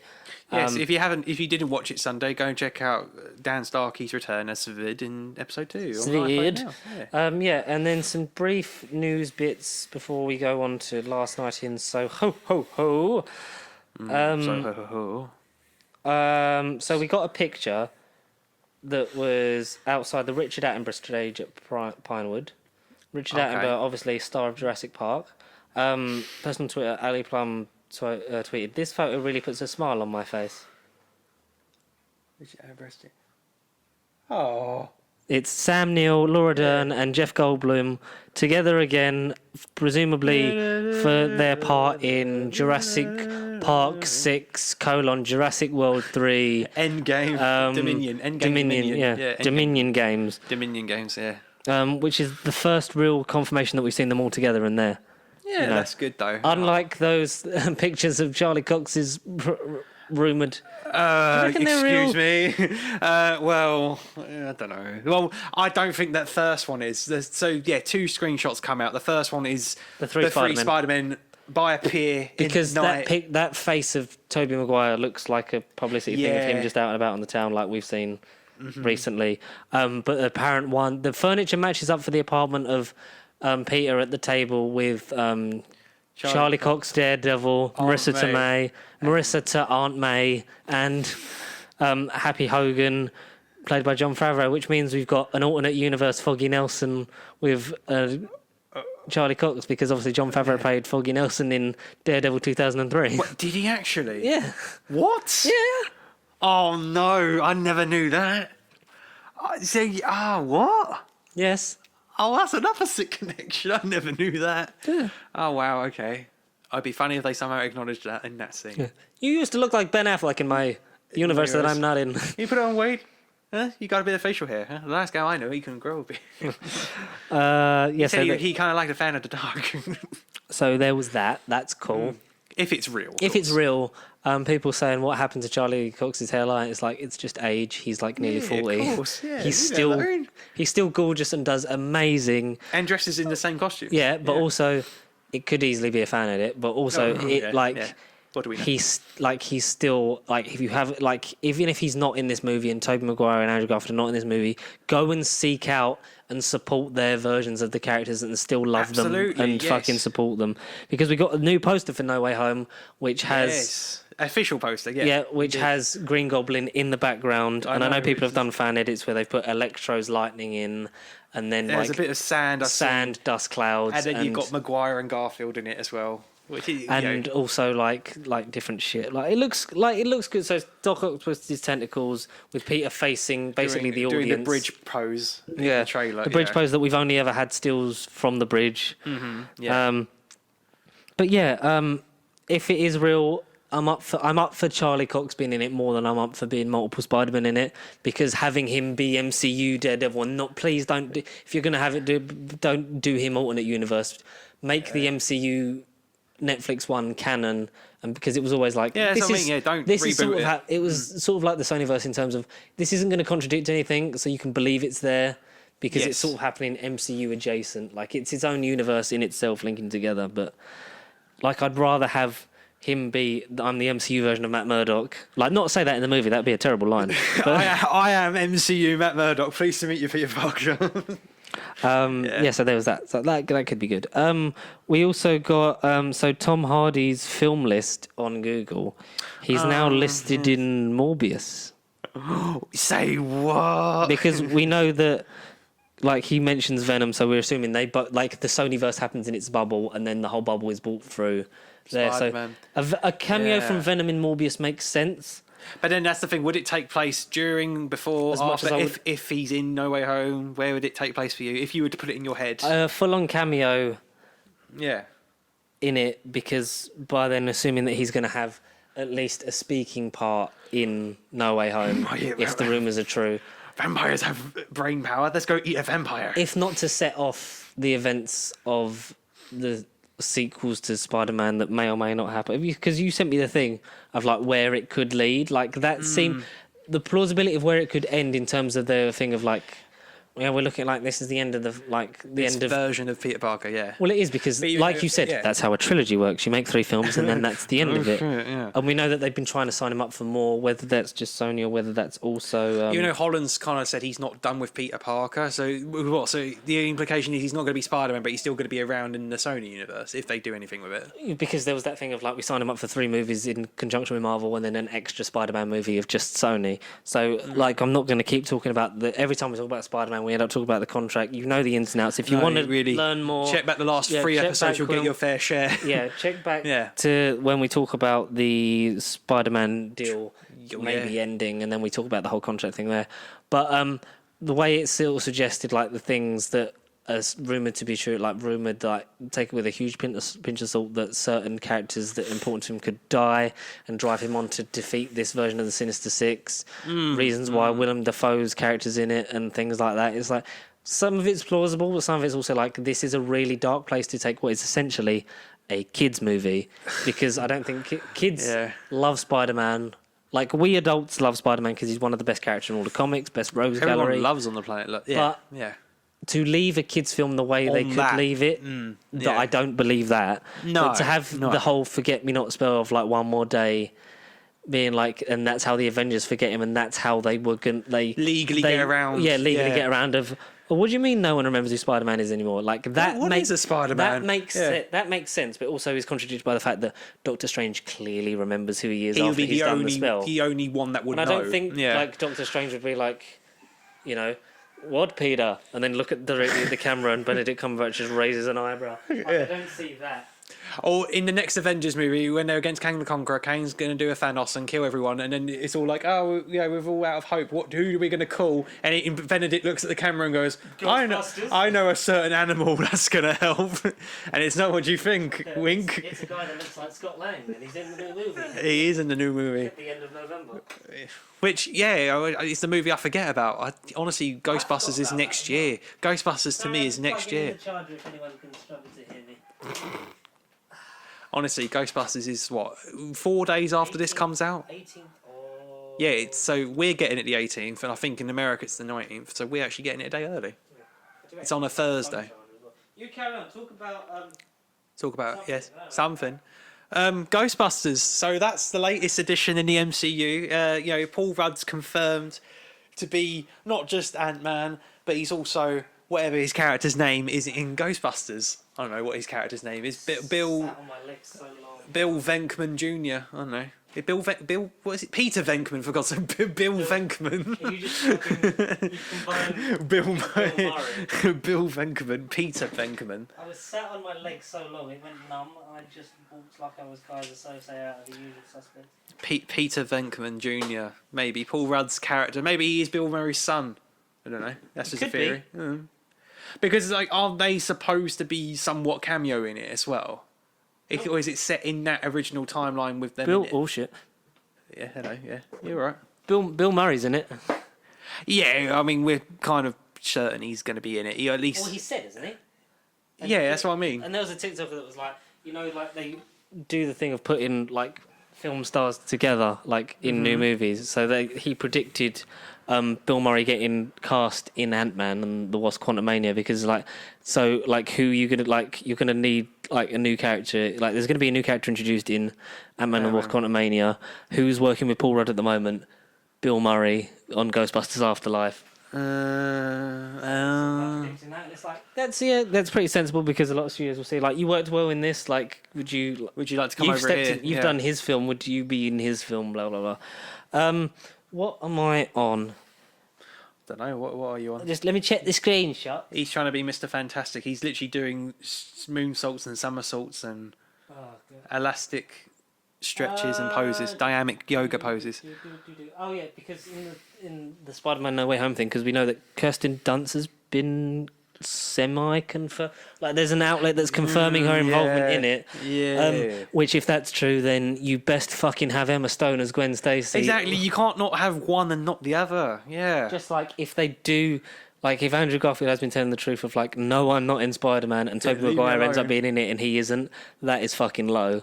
Nicholas Hammond wanted to be in it, and he's not been contacted, and I'm quite gutted about that. That's annoying. No, I know. That would have been really unfortunate. Cool, because that would have got a whole generation to be like, I'm going to go and watch this 70s serialised version of this Spider-Man. Even though that's the thing, I think partly due to rights and stuff, I don't think it's commercially available a lot. Or you might have to. They might bring it. I'm not. They might acquire. Sony might acquire the merchandise rights to it and then release it. And then re-release it. Yeah.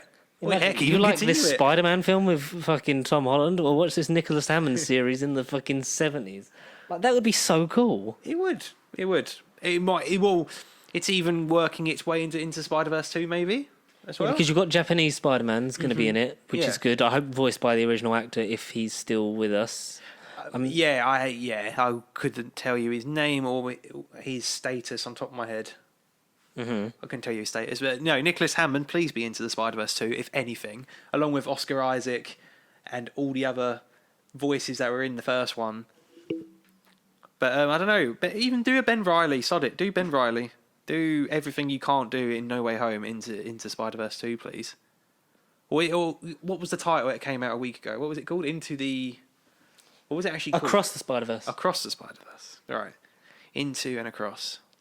Suggesting that it will be part of the MCU and, the half the film will be animated and all of a sudden it will go to live action and we'll find out what happens to Tom Holland's character after he is... Well, I'll say after he's dead in No Way Home. I mean, no, that's not true. Tom Holland won't die. But after depressing session happens in No Way Home. It sounds fucking depressing. If that is true, that would be fucking brave. Just like something else that would be depressing is Deadpool kills the Marvel Universe in the works, reportedly. It's depressing. It's one of the funniest comics. It'd be depressing for watching for. In terms of, if you were going to do a Deadpool film, I kind of see that. I don't see this being Deadpool 3, though. I see Deadpool 3 happening, and then they just do a thing of, like, you wanted Deadpool kills the Marvel Universe. Like, or that could... If anything, I would have thought it would just be an elaborate dream sequence. Maybe it will be in Deadpool 3, as, like you say, some part of dream sequence. It's rumoured to be an adaptation of Deadpool kills the Marvel Universe as Deadpool kills the Marvel Cinematic Universe. Good. Which yes. I like a lot. It sounds brilliant, yeah. So, it's a fun comic where he's why does he do it in the comic? Is it because of Lady Death? Let's Google it quickly. Or is it because he's like... Because he's been written to, I don't know. Yeah, basically. And then he ends up finding out that he's a comic and then goes to a different... It kills the 616 version of himself because it's a different universe as well. And it's some bonkers mad shit. The X-Men send Deadpool to a mental hospital for therapy. The doctor treating him is actually Psycho Man in disguise, who intends to torture and brainwash Deadpool, becoming his personal minion. The procedure fails, but leaves Deadpool even more mentally unhinged, erasing the serious and screwball voices in his head and replacing them with a voice that only wants destruction. Under evil voices influence, Deadpool develops a more nihilistic worldview, and as a result, after killing Psycho Man by repeatedly smashing him against a desk, and after he burns the hospital by using gasoline, he begins assassinating every superhero and supervillain on Earth, starting with the Fantastic Four and even killing the Watcher. in an attempt to rebel against his comic book creators. And then the book ends. Yeah, I won't get into the end of the book because, to be fair, I can't want to read it now. But yeah, but then Deadpool Illustrated, after the events of Kills the Marvel Universe. Yeah, that's the sequel, isn't it? It's a sequel comic. I didn't know it had a sequel. I think it's a trilogy. Deadpool Kills Deadpool? Yeah, that's the last one. Called Dreadpool. There's another one called Dreadpool. Oh, okay, whatever. Yeah, it's a whole elaborate thing. Read comics, get Marvel Unlimited, maybe. Oh yeah, no, do so. Prepare for the fact that Mahershala Ali's Blade might be apparently in Moon Knight. That was a couple of weeks ago. Oh right, I thought you say he was in Spider-Man. I was like, what? Goodness me. I'd love that. Mahershala Ali Blade, Charlie Cox Daredevil, with John Bernthal Punisher. Give them their own film together. With Kit Hitman. Kit Hitman? What? Kit. I think you're trying to say Dane Whitman and Kit Harington, but you kind of Kit Harington standing underneath the bus in Camden. You've seen it because you've seen it. We're not going to go into it until next week, but no. Was Kit Harington in it for more than 5 minutes? Yes, confidently yes, and I'm not lying to you. Was it more than 10? No. Was he just as Dane Whitman? No, I mean he was Wolverine. No, spoiler alert, he was Wolverine. No, because I know they said that like they're setting it up for they would then make him Black Knight in a future Eternals movie, which Eternals lowest no, still the lowest audience score on Rotten Tomatoes or something. Yeah, and it's got negativity surrounding Rotten its Tomatoes name. The fucking whatever, the Rotten Tomatoes score's low but the audience score's high because like the audience is enjoying it, but it's sort of being like review bombed by people that are hating the LGBTQ plus and the representation, which is what Phase 4 is all about. Like I say, like got the whole sex Spider-Man scene, thing. it's got which it isn't really a sex scene, but yeah, anyway, yeah. But is it? Did you watch it and think this is like progressive? This is progressive for Marvel. Because it's not really a sex scene. No, it is. No, honestly, it's not a sex scene. But is it progressive in terms of what we've seen before? It's like Marvel in 2008 wouldn't have done this. They basically, it would have been an awkward jump cut, like Wanda and Vision in Civil War. You wouldn't get no implication, no subtle flirtiness, and then all of a sudden it would be like, right, cut to Captain America and Iron Man. You would have, like, if anything was going to happen in that movie, you would have seen a kiss, and that would have been it. Whereas, all right, I can get into context because literally all it is Richard Madden and Gemma Chan literally hugging, and they're lying on, like, I assume on a bed. I can't exactly remember. And a space bed. And you don't see nothing. It's literally them on a bed, and it cuts. So you're telling me that Richard Madden full on had sex with if Taron Egerton in broad daylight, and we saw that, but you won't. No, I'm joking. Yeah, no. If by broad sex you mean hugging someone and then sort of leaning on the bed and then cutting, well, it's got to be PG-13. Like I didn't expect it to be a full-on thing of like you're seeing everything because it's still Marvel. Kids don't do it. Feige, stop it. No, I wouldn't. I didn't want that at all. But like I thought it would have been more flirtiness, teasing, playfulness, and then you would have seen like a door shut, and that would have been it. But you don't see none of that. Yeah, a more allusion to a sex scene. That you kind of know, right? This is adult time, and go away. So did it feel? What does this mean? You're not going to know. Yeah, it goes right over their head until they're older. So did it feel a bit like there's a gay kiss in Rise of Skywalker, but it's in the background? Did it feel sort of like that? Kind of, yeah. Ah, it's a shame because there's certain edits in Arabic countries that they want to do on the movie to have them played there, and Marvel was saying no, they're not going to edit out certain LGBTQ plus characters or things like that, which is good. Yes, that, without going into that, the LGBTQ thing was great. That was more on show. That wasn't, the sex scene thing. That's so was that dramatic. Yeah, LGBTQ, that's all great and that's cool. And to me, it didn't occur because I didn't read into it who is it involving and whatever.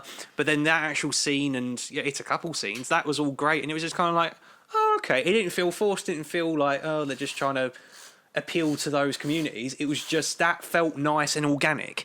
The sex scene really wasn't a sex scene. It just was not a sex scene in the slightest. But anyway, but that was all great. The characters that I thought could have been, that wasn't that, and it was someone else. And it was, like I say, it was cool. It was nice. But then everyone, quick review, I guess, cast all round, everyone was phenomenal. There wasn't a weak performance from any of them. Richard Madden. Did you like it more than you thought you would? Yes. Did you read some of the reviews and think, not but did you just think it was audience being pricks? Internet being pricks, I just kind of thought, this is just American being like, yeah, I didn't go into it thinking, oh, it's dampened and lowered anything. I was just kind of thought, right, sod the score, sod the numbers. I'll go and see it for myself. And I definitely walked out of it and gone, what the fuck were they moaning about? Like, really, what? Like, if there was anything to complain about, I have to at least give it a second time to fully get my full thoughts on it. But there was maybe a scene sort of at the 75% thing where it did drag slightly for about 5 minutes, and then the rest of it plays perfectly fine. That's pacing's good and great. Everyone gets enough time in the spotlight. You care about all of them. No one's favoured over the other. Yeah. And then where it does go with the plot and like the ending and everything, and I'm not just talking about post credits, and they're exciting too, even though we already knew one of them in the papers. Yeah, thanks. Yeah, Thanks, guys. Hold on. Yeah, great. No, amazing. whatever report it was from like Entertainment Weekly or something that just posted it. It was like, fuck you. Dickhead, man. Yeah. Next thing you know, fucking Spider-Man's in X-Men. What? But no, so... No, honestly, it is one of those good examples, whether you're like a movie watcher or you're casual, or, you know, you live on the internet and you go by scores and numbers and digits, you know, just ignore them and just have your own opinion by yourself. But if by any chance you're part of the LGBTQ communities, or you're from another sort of background where, you know, you might think it's appealing to you or trying to appeal to your demographic or not, you can be the judge of it yourself, but it isn't going to do disjustice or harm to anyone. Like, it's great, it's progressive, and that's that. You know, the sex scene thing, it wasn't a sex scene. That's all I have to say about shoehorning it. That literally is an exaggeration of what was happening. It wasn't a sex scene at all. Okay. Speaking of sex scenes... Matt Smith, ding dong. Yeah, boy. Let's go downtown. Well, yeah, he went downtown because last night in Soho. Yeah. Spoilers for this movie. It's been out for about 2-3 weeks now, something like that. Just listen to the music when the something's ringing. Pretty, yeah, pretty. I don't know. Yeah. So last night in Soho, the 2021 Edgar Wright movie that I was definitely really excited for this year. You were, George, having seen 8 movies this year, was like, yes, this is one. No, I've seen 13. Thank you very much. Because I've watched more TV and. Yeah, no, you do watch more TV. You've always watched more TV than me. Yeah. And also because you were just like, fuck it, I need to catch up and saw like 5 films when the cinema reopened. It was just like, I don't care if it's shit, just get in my eyes. Kind of get in my eyes, get it on my eyes, yeah. On my eyes and in my eyes and in my heart. Most importantly, in my heart, yeah. It doesn't go. This, like you said to me that I think this will be in like one of your top movies. I just knew you would love it. It'd be like, yeah, this is going to be up there for you. Yeah. And it definitely is. I'm going to have to rejig the order, but you'll have to find out about that at the end of the year. Brief thoughts before we do go into spoilers. I fucking love this movie so much. While you tell them I love it, I'm going to go for a wee quickly. Okay, all right. I'll quickly go over the plot. Well, Connor has a wee. So basically, the plot of Last Night in Soho is Eloise Turner is an aspiring fashion student who lives in Cornwall, and she lives with her gran. You find out her mother had committed suicide due to mental health. She gets accepted into the University of Arts in London to start studying to become a famous fashion designer. She, you see from her room and that she makes her own clothes, listens to the old music. She has vinyls. Her gran's a bit anxious about her going because she knows that she sees her mum still. So, in which you get it's nice and brief in a reflection of the mirror. She's all just see an outline of. Like, you don't see an outline, you just see her mum briefly, who doesn't speak at all. You just, only in the reflections, you just know that only you can see her.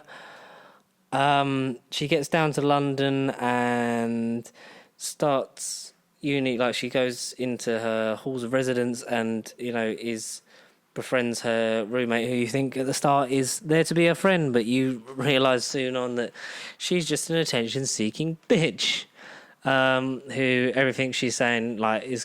Like, they make friends of other people in the halls, and she's talking about, like, her mum or that died of... Like, Jacosta's talking about, I think she said, like, her mum died of leukemia or something, and they ask, like, what her deal is with Eloise, and Eloise is like, oh, my mum killed herself because of mental health and stuff like that, and Yes, but she's like, when I was very young, and they're like, goes from, oh, you're so brave, and then she's immediately like, I had an uncle that hung himself, and blah, blah, and yeah, just talk about Jocasta being a Jocasta, what a lovely character she was. self-centered bitch. What? Yeah, bitch. She's putting it lightly. Oh, Spoilers. I wish she died. yeah. She didn't. That really fucked me off. She was in the first act, and I was thinking, right, you're going to be important. You're going to be vital to the plot. Some twist is going to involve you, and then she kind of disappears. Well, she kind of drives the plot because her being there makes Eloise go rent a room in a bedsit, and where the majority of it all happens. Yeah, I guess. Yeah, sure. Which because you were talking about the first act, where just to make sure it is definitely a horror psychological thriller, but when you get all this stuff, it does start off you thinking this isn't what I saw advertised like a month ago. Like this is just some intense. But all that groundwork comes back in the end, and it's fucking glorious. It's so gorgeous and well shot, and the editing still, and the music. Because that's what I said to you. June might be the best looking CGI visual mindfucker for you, but like Edgar Wright's positions of the camera in Soho His streets and cinematography everything, is fucking and gorgeous. the evening shots, all of it is real, absolutely fucking beautiful, true to camera, not CGI. There's barely CGI in it, from what I can tell. Yeah, and so once she gets this bed sit in Good Street is where as a lot of the stuff starts to because she sees a man coming out of this club that she sort of gets through the reflection. It's sort of like like she's seeing one of the ghosts, and then the normal man just comes out and he's an old man. We'll get back to him. Yes, and might be here's your hairdryer. And what? Played none other by Terence Stamp, but I'll just leave it at that. Yeah, that was good. General Zod from Christopher Reeve Superman, 1 and 2, I think. And I was literally, I was like, God, Terence Stamp, he looks old, but still a fantastic fucking actor. He still does, he does actually still act in things that I just haven't come across. He does still regularly act. And so her being in bed, she's using her bursary and her student finance, and then obviously ends up getting a job as well on top of that to kind of tide her over and things like that. So she's such a really sweet, very quiet, timid girl who clearly, due to her past and the fact that she basically, in her mind at least, as far as we know, can see ghosts. Yes, and sure, yeah, and then later on can interact and manipulate them, and will interact. Yeah. That's where it all goes. I like that it's also played at the same time as this is all happening and you're seeing it, but is this all in her head? Legit, you do think it. Yeah, you really do think, is she just going to be a nut job? She's such a sweet girl. And Thomasin McKenzie is fantastic. She was in Jojo Rabbit, wasn't she? Yeah, she was the Jojo Rabbit girl. Yeah, she was the girl, wasn't she? Yeah. The older sister that he finds in the cupboard, and break down Jojo Rabbit. Yeah, that was her. Jojo. That was great. That was a great film. But to go into her a bit, I've seen interviews of Thomasin McKenzie, Vogue, some YouTube Vogue, I think it's Vogue or Esquire, some of the channels. But how she is in the film seems like her in real life. She really does bring it, that gentleness, this innocence, the sweetness. She's like that accurately in real life as well. You see her meet characters like John, who's very sweet. Miss Collins. Miss Collins, yeah. Played by the wonderful Diana Rigg. When you said about her, because Diana Rigg sort of wasn't in a lot of the marketing material, but then and not just because she sadly passed away, but also because her character just wasn't really mentioned. No, but I love how the beginning for Diana. We can see why, and we can see why her character wasn't really mentioned. Yes, and surprisingly, no leaks or nothing came out. Yeah, definitely. Nothing of the sort. And I think this was a fantastic performance from her, and it's a shame that this is the last we're seeing of her. Yeah, no, because she was fantastic. I think the whole cast was spectacular. If I'm going to choose, the top two's got to be Thomasin and Anya Taylor-Joy, so she can see the ghosts and stuff, but it sort of starts off as is this a dream? Yeah. And then it sort of goes into a thing of no, is this an adaptation? Is this her experiencing these ghosts in the past and that? Because when she's in the whole reflection shot, the first reflection shot from the trailer where she's walking in her pajamas, you see her as Thomasin walks through the streets, Thunderball poster, into the club. Oliver Phelps Fred or George Weasley. Oh, exactly. I was gonna get, yeah. I found that out after I watched the film, and I was just like, my God. And I watched it again the second time, and I saw it, and I was like, oh.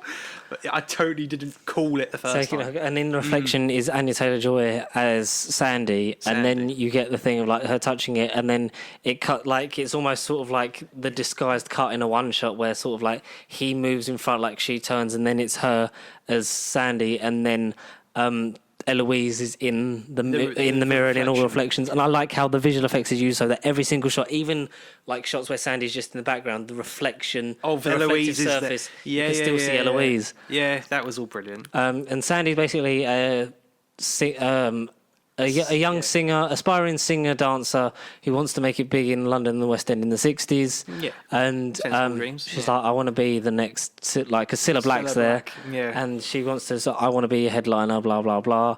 And, like, maybe you need to talk to Jack, the one at the bar. He can manage those kind of things. Yeah, and that's when you see the sexiest doctor of them all. It's Matt fucking Smith, and Jack, you know who's not been in some beanstalk, but goddamn, is he like? He is stalking something. Yeah, ladies' man in the film, but he, ladies' man in real life. Is this? Is he what? Is this your favourite post Doctor Who thing with Matt Smith in? I mean, I have to kind of be biased and say yes because I haven't seen him in hardly anything since Doctor Who, but film-wise, yes, I know he had like. Not comparing to Terence Stamp, but he has been in other things that I've been meaning to watch. But then because of this film, going off tangent slightly, I've even watched The Crown because of him. Because this film has put me in a Matt Smith focus. And I was like, The Crown? I'm on like episode 7 of series 1 at the minute. You are in for... I mean, you've only got 2 seasons of him, but you're in for a fucking treat. I know. I am, like, at the minute watching it for Matt Smith. I'm, for one, I'm not educated in the royal family at all, so it's a good learning curve for me to kind of, all right... Some lines are no true fiction, we'll never know what's going on inside Buckingham Palace, but it's nice for me to just kind of go at it from a different angle. And Matt Smith, you still are great. Make The Crown great again. No, but also kind of tying in cinema releases. I know a character named Diana Spencer is in the show. Stewart, yeah. Yeah, but now the film's also out, so I think that's another good reason why. Him and Claire Foy are great, and then they did after that they did a run in the theatre together, like this live action. I don't know if it's still on, but it looked really fucking good, and I wanted to see it. So if it is still on, I do want to try and catch that with them too. But Matt Smith is so he's in this, and he starts off all night like from the trailer that there's something about him anyway, because of the way it's shot and like all the menacing like the red like neon lights and stuff, like that whole thing from the trailer where the duvet comes over and then she sort of goes really far away and then the alleyway and that's kind of where if you like the dream sequence all begins, like when they go to Soho and you find out that Sandy lives in the same room that is where Eloise is staying, and as it unfolds like more and more gradually, so you get like more things of like getting. So the first few are really not like within any weird parallel dimension world, like see Coraline for this kind of shit. The first couple that's a good comparison. The first couple of visits are really nice and fun. Like you have that fun night. He takes her home, then he gets her an audition the next time, and you hear the Anya Taylor-Joy actually singing Downtown, which is available for release. It's a very, very good singer. Yeah. No, it's not the first single she sung. Like no. A random Playmobil, the movie. I've checked the Spotify, like Playmobil. She's done singles for something else and other bobs. But Playmobil is nowhere near epic as Downtown. Well, we don't know. We don't know, no. You decide in the comments below. And yeah. So we get the audition, and then gradually it gets like you see her then as one of the background puppet dancers, like basically just showing her ass for the punters, and then he's organising. He's either the owner of the club or one of those people that can get her in those kind of places, and basically to go out with this guy of like drinks just us, and like she's like, but like basically like Jack's her manager and her boyfriend at the time. Yeah, like she's had sex with Jack. Like you've seen that whole thing. She's experienced that. A love bite she gets from Jack on the first night she has. Which the next day when she wakes up, Mackenzie wakes up with as well. Which is when it was kind of like, is reality starting to? It's starting to bleed into the real life. Yeah.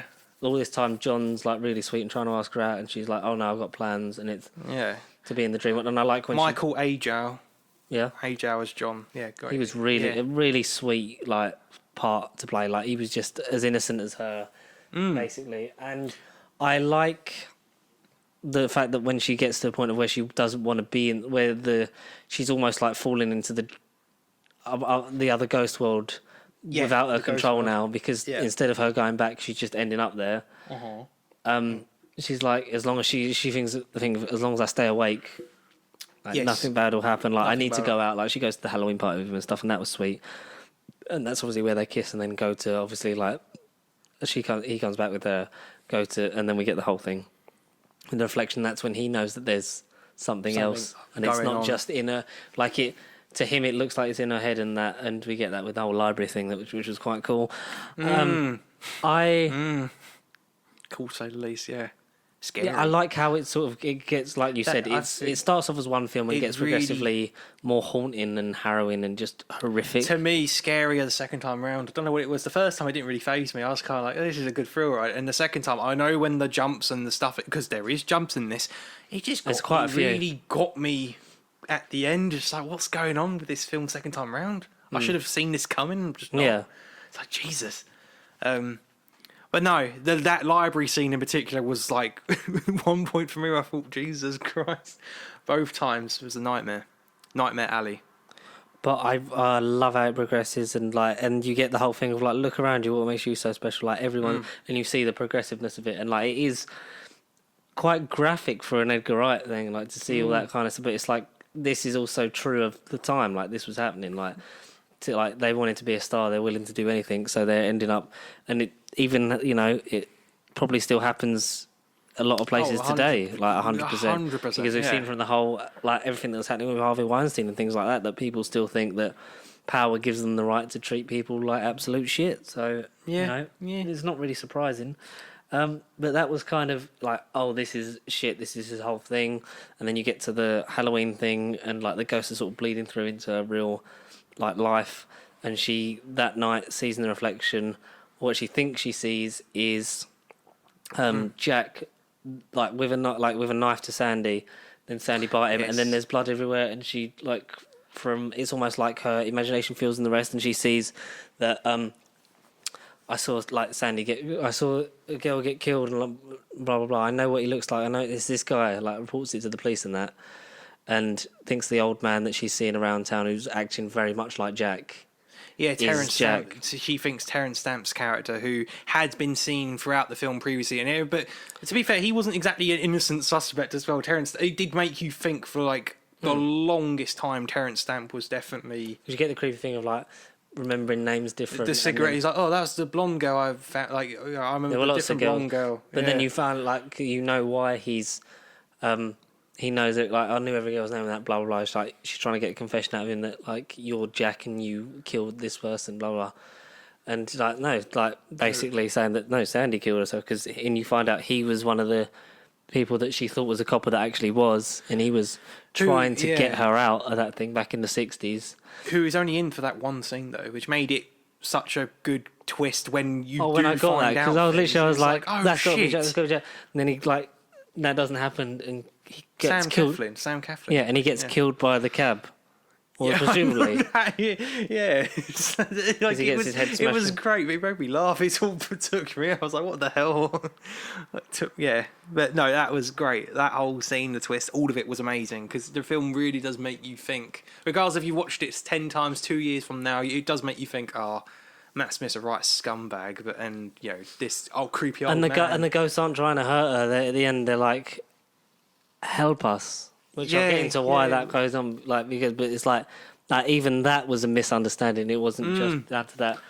When she's seeing the ghosts in the library, and then she goes to she's trying to get out of the library because she's searching basically, and that was a really clever bit that ties into the ending where she's seeing all the newspapers of these missing men, and that she's like, I'm looking for a girl that died here, blah, blah, and she can't find it, and we know why in the end. And then you got back quick thinking it's John, who's checking the other years. And it's one of the ghosts, and she's running away, and then she goes to stab one with a pair of scissors, and John catches her arm just as she sees that it's actually Jocasta. Yeah, and she's about to freaking stab her with scissors. Well, to which point I was like, you could have just fucking let her do it.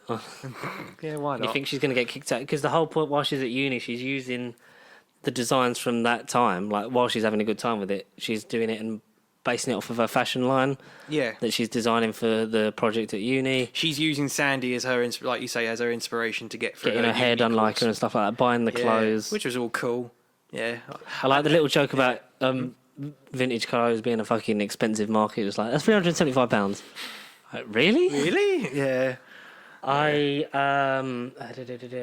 She starts seeing things in the dreams that then she sees in real life. Like she goes down the same road. All the locations, She's like, I reckon that's that. I seen that in my dream last night. And it's almost like she feels like because of her power, she's been tied into this conspiracy of like she's got to solve the murder. Like going to the police, they don't believe her. The male one takes the piss out of her, but the woman one really like genuinely cares and stuff, and like even calls after her at the bed sit, which I thought would have ended much worse than it did when it got to the ending when we found out that fucking reveal. That I was genuinely like, oh shit! But someone like, because when we were leaving, they were like, I looked at I saw the post when she was looking through like the stuff on the side, and like, no, so I was like, oh, that's her then.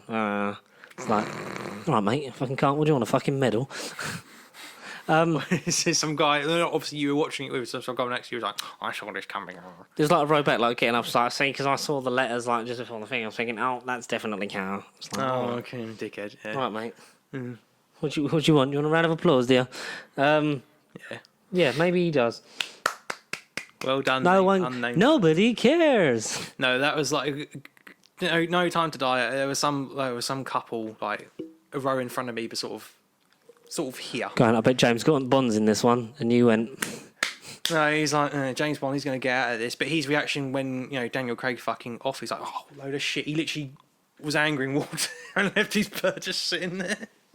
That's like he was so that's actually proud quite of that. Yeah, he was so angry that James Bond died. It was like, all right.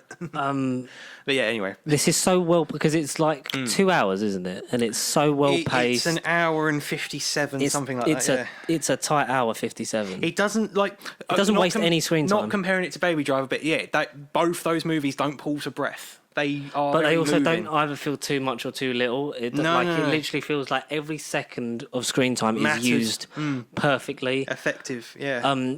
Because obviously, like he did the story on it as well. I think this is just like, it's like you said, maybe not better than Baby Driver, but I still think this is, in terms of his last 3 films in a row. Last 3. I think because what was before Baby Driver? World's End. Was it? Was there not one? I was looking at this earlier because I mean he obviously was going to do Ant-Man, but that all fell through. So directed World's End, Baby Driver, The Sparks Brothers, a documentary from this year. Yeah, World's End, Baby Driver, and Last Night in Soho. Yeah, they're his last 3. All very tight, and I think his last 3 have been very high quality. Like he's not a bad director in any sense, but like these last 3 have been the best. And I think while you might probably right that Baby Driver still.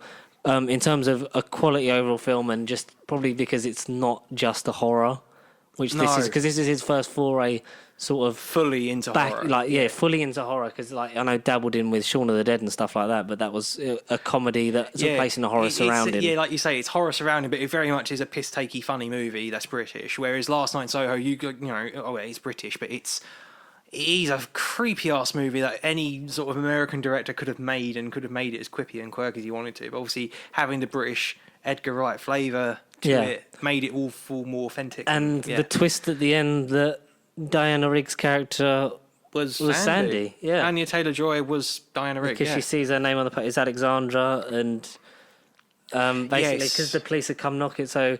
She had seen it wrong. It was actually her that murdered Matt Smith. Boo! Yeah, I know. He didn't regenerate. Time Lord, not victorious. No. And basically, all those men that she had like basically been pimped out to sleep with in order to excel her singing career. She was the reason they were missing reported in the papers because she got them back to the room and would kill them all one by one. Go back to inspiration. When we get into this bit in particular, it very much turned into an Alfred Hitchcock horror for me.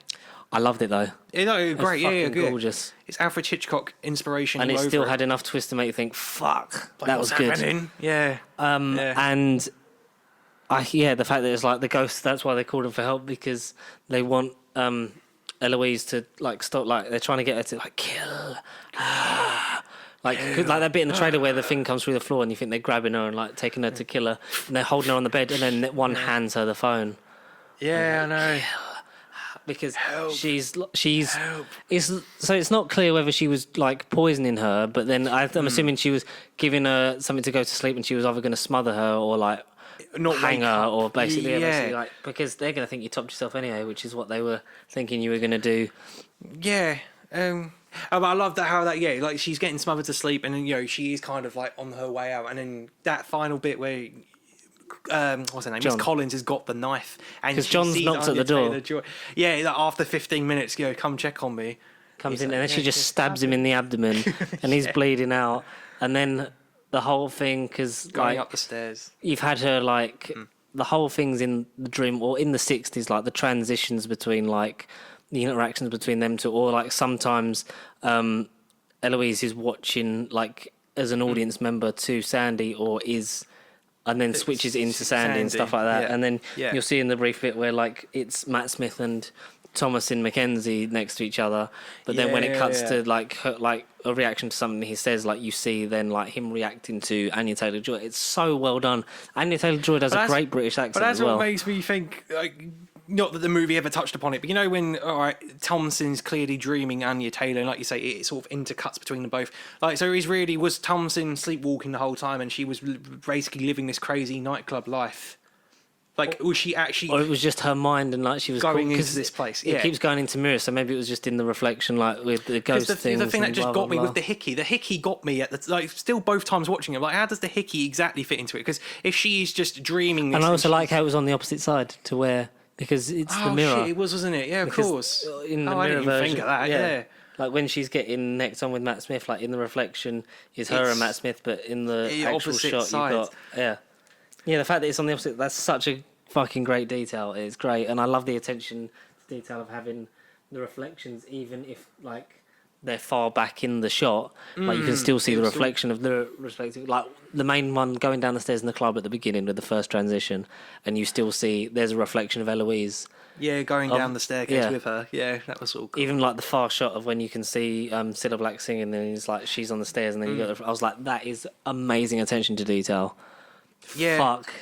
Fuck. Yeah, just fuck. And then the whole thing of crawling up the stairs, because she's basically got the sleeping thing, but maybe the adrenaline's keeping her awake because she's Yeah, being this- chased yeah. by Sandy as her guys as Anya Taylor-Joy instead of Diana Rigg, but like transitioning every time like she kicks her or whatever, or like she goes to stab her, then it changes back to Diana. Yeah, it goes back and it's- forth. That's But really I like good. how she's like they're in nowhere, and she's kind of like, Yeah, like up the glass steps as if they're in sort of like the whole 60s music fantasy, thing of like yeah. coming down the stairs with the spotlights on you and things like that. yeah, it was very cool and artistic.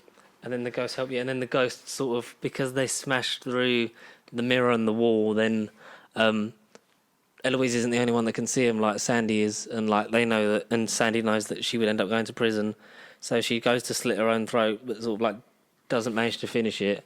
She's like, you can still live, and then she's like, I like how all of this is as Anya Taylor-Joy, like you've got to let go, as in like you can't live vicariously through me, sort of thing. Yeah, You yeah, have to go out and live your own life, blah blah blah. And she just sits in the building as it burns, like go save the boy, and like the ghosts are almost sort I of didn't want none of this. the ghosts are almost sort of like freed. I'm assuming Yeah. because that was their thing, because they were all buried under the floorboards in that room.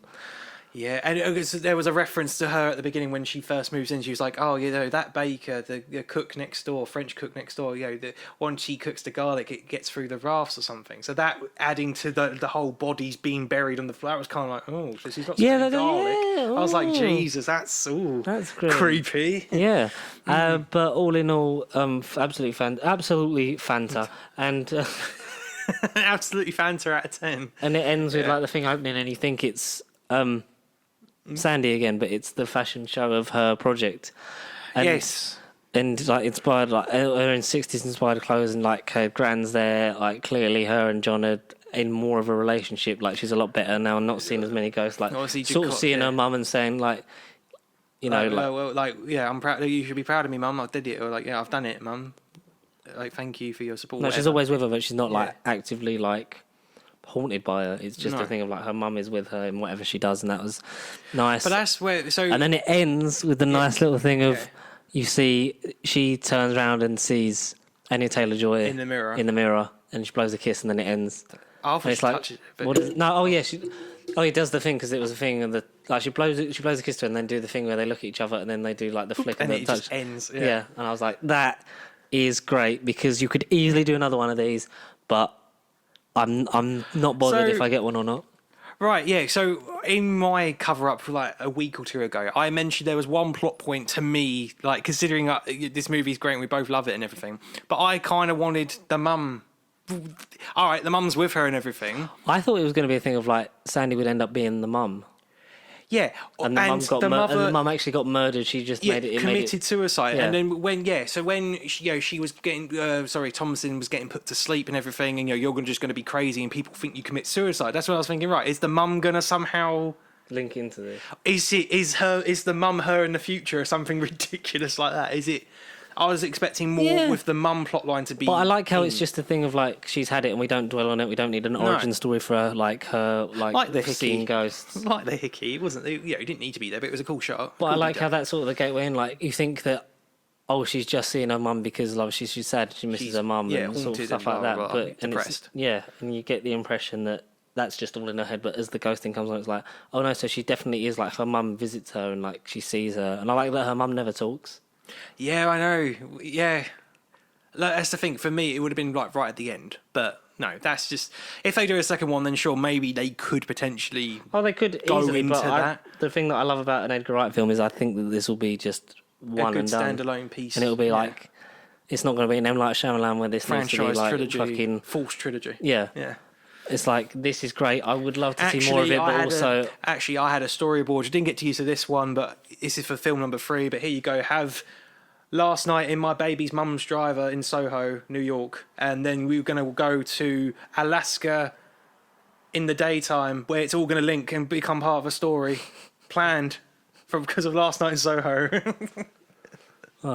it could be solid. I think this is my because I do like the reviews and that on it. I put the Twitter one out today just because like when I'd got in and stuff like that, and I was just fucking knackered. I didn't really post one about Eternal. I kind of forgot. I just blanked. So I was like, too excited.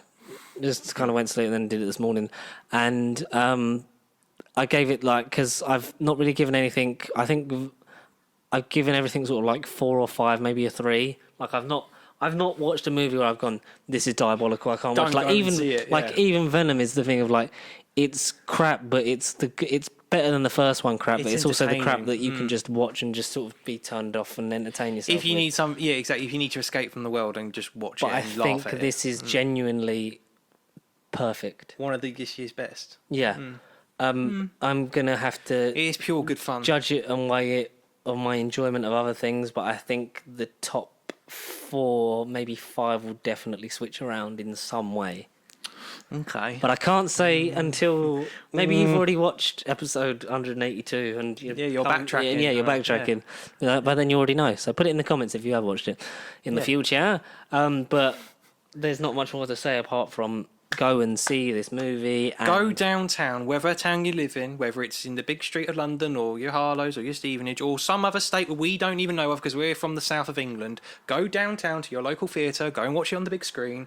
If you've got IMAX, 4DX and everything else, go and see it in those formats and give this movie some love. I'd love to have seen this in 4DX. Because I think for us it was only in 2D. But hey, I don't know if it was going on at Odeon in something else or but yeah. Possibly, for us, I don't know. But yeah, what did you think of Last Night in Soho? Did you enjoy it? Do you not know what an Edgar Wright movie is? What's your favourite Edgar Wright movie? Yeah. Do you think Matt Smith is as sexy as I do?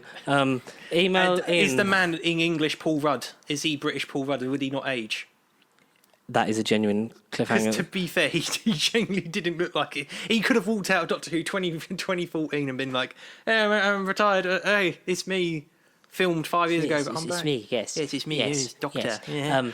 Yeah. You can send all those emails about Matt Smith being eternally young and sexy and how good Last Night in Soho is too.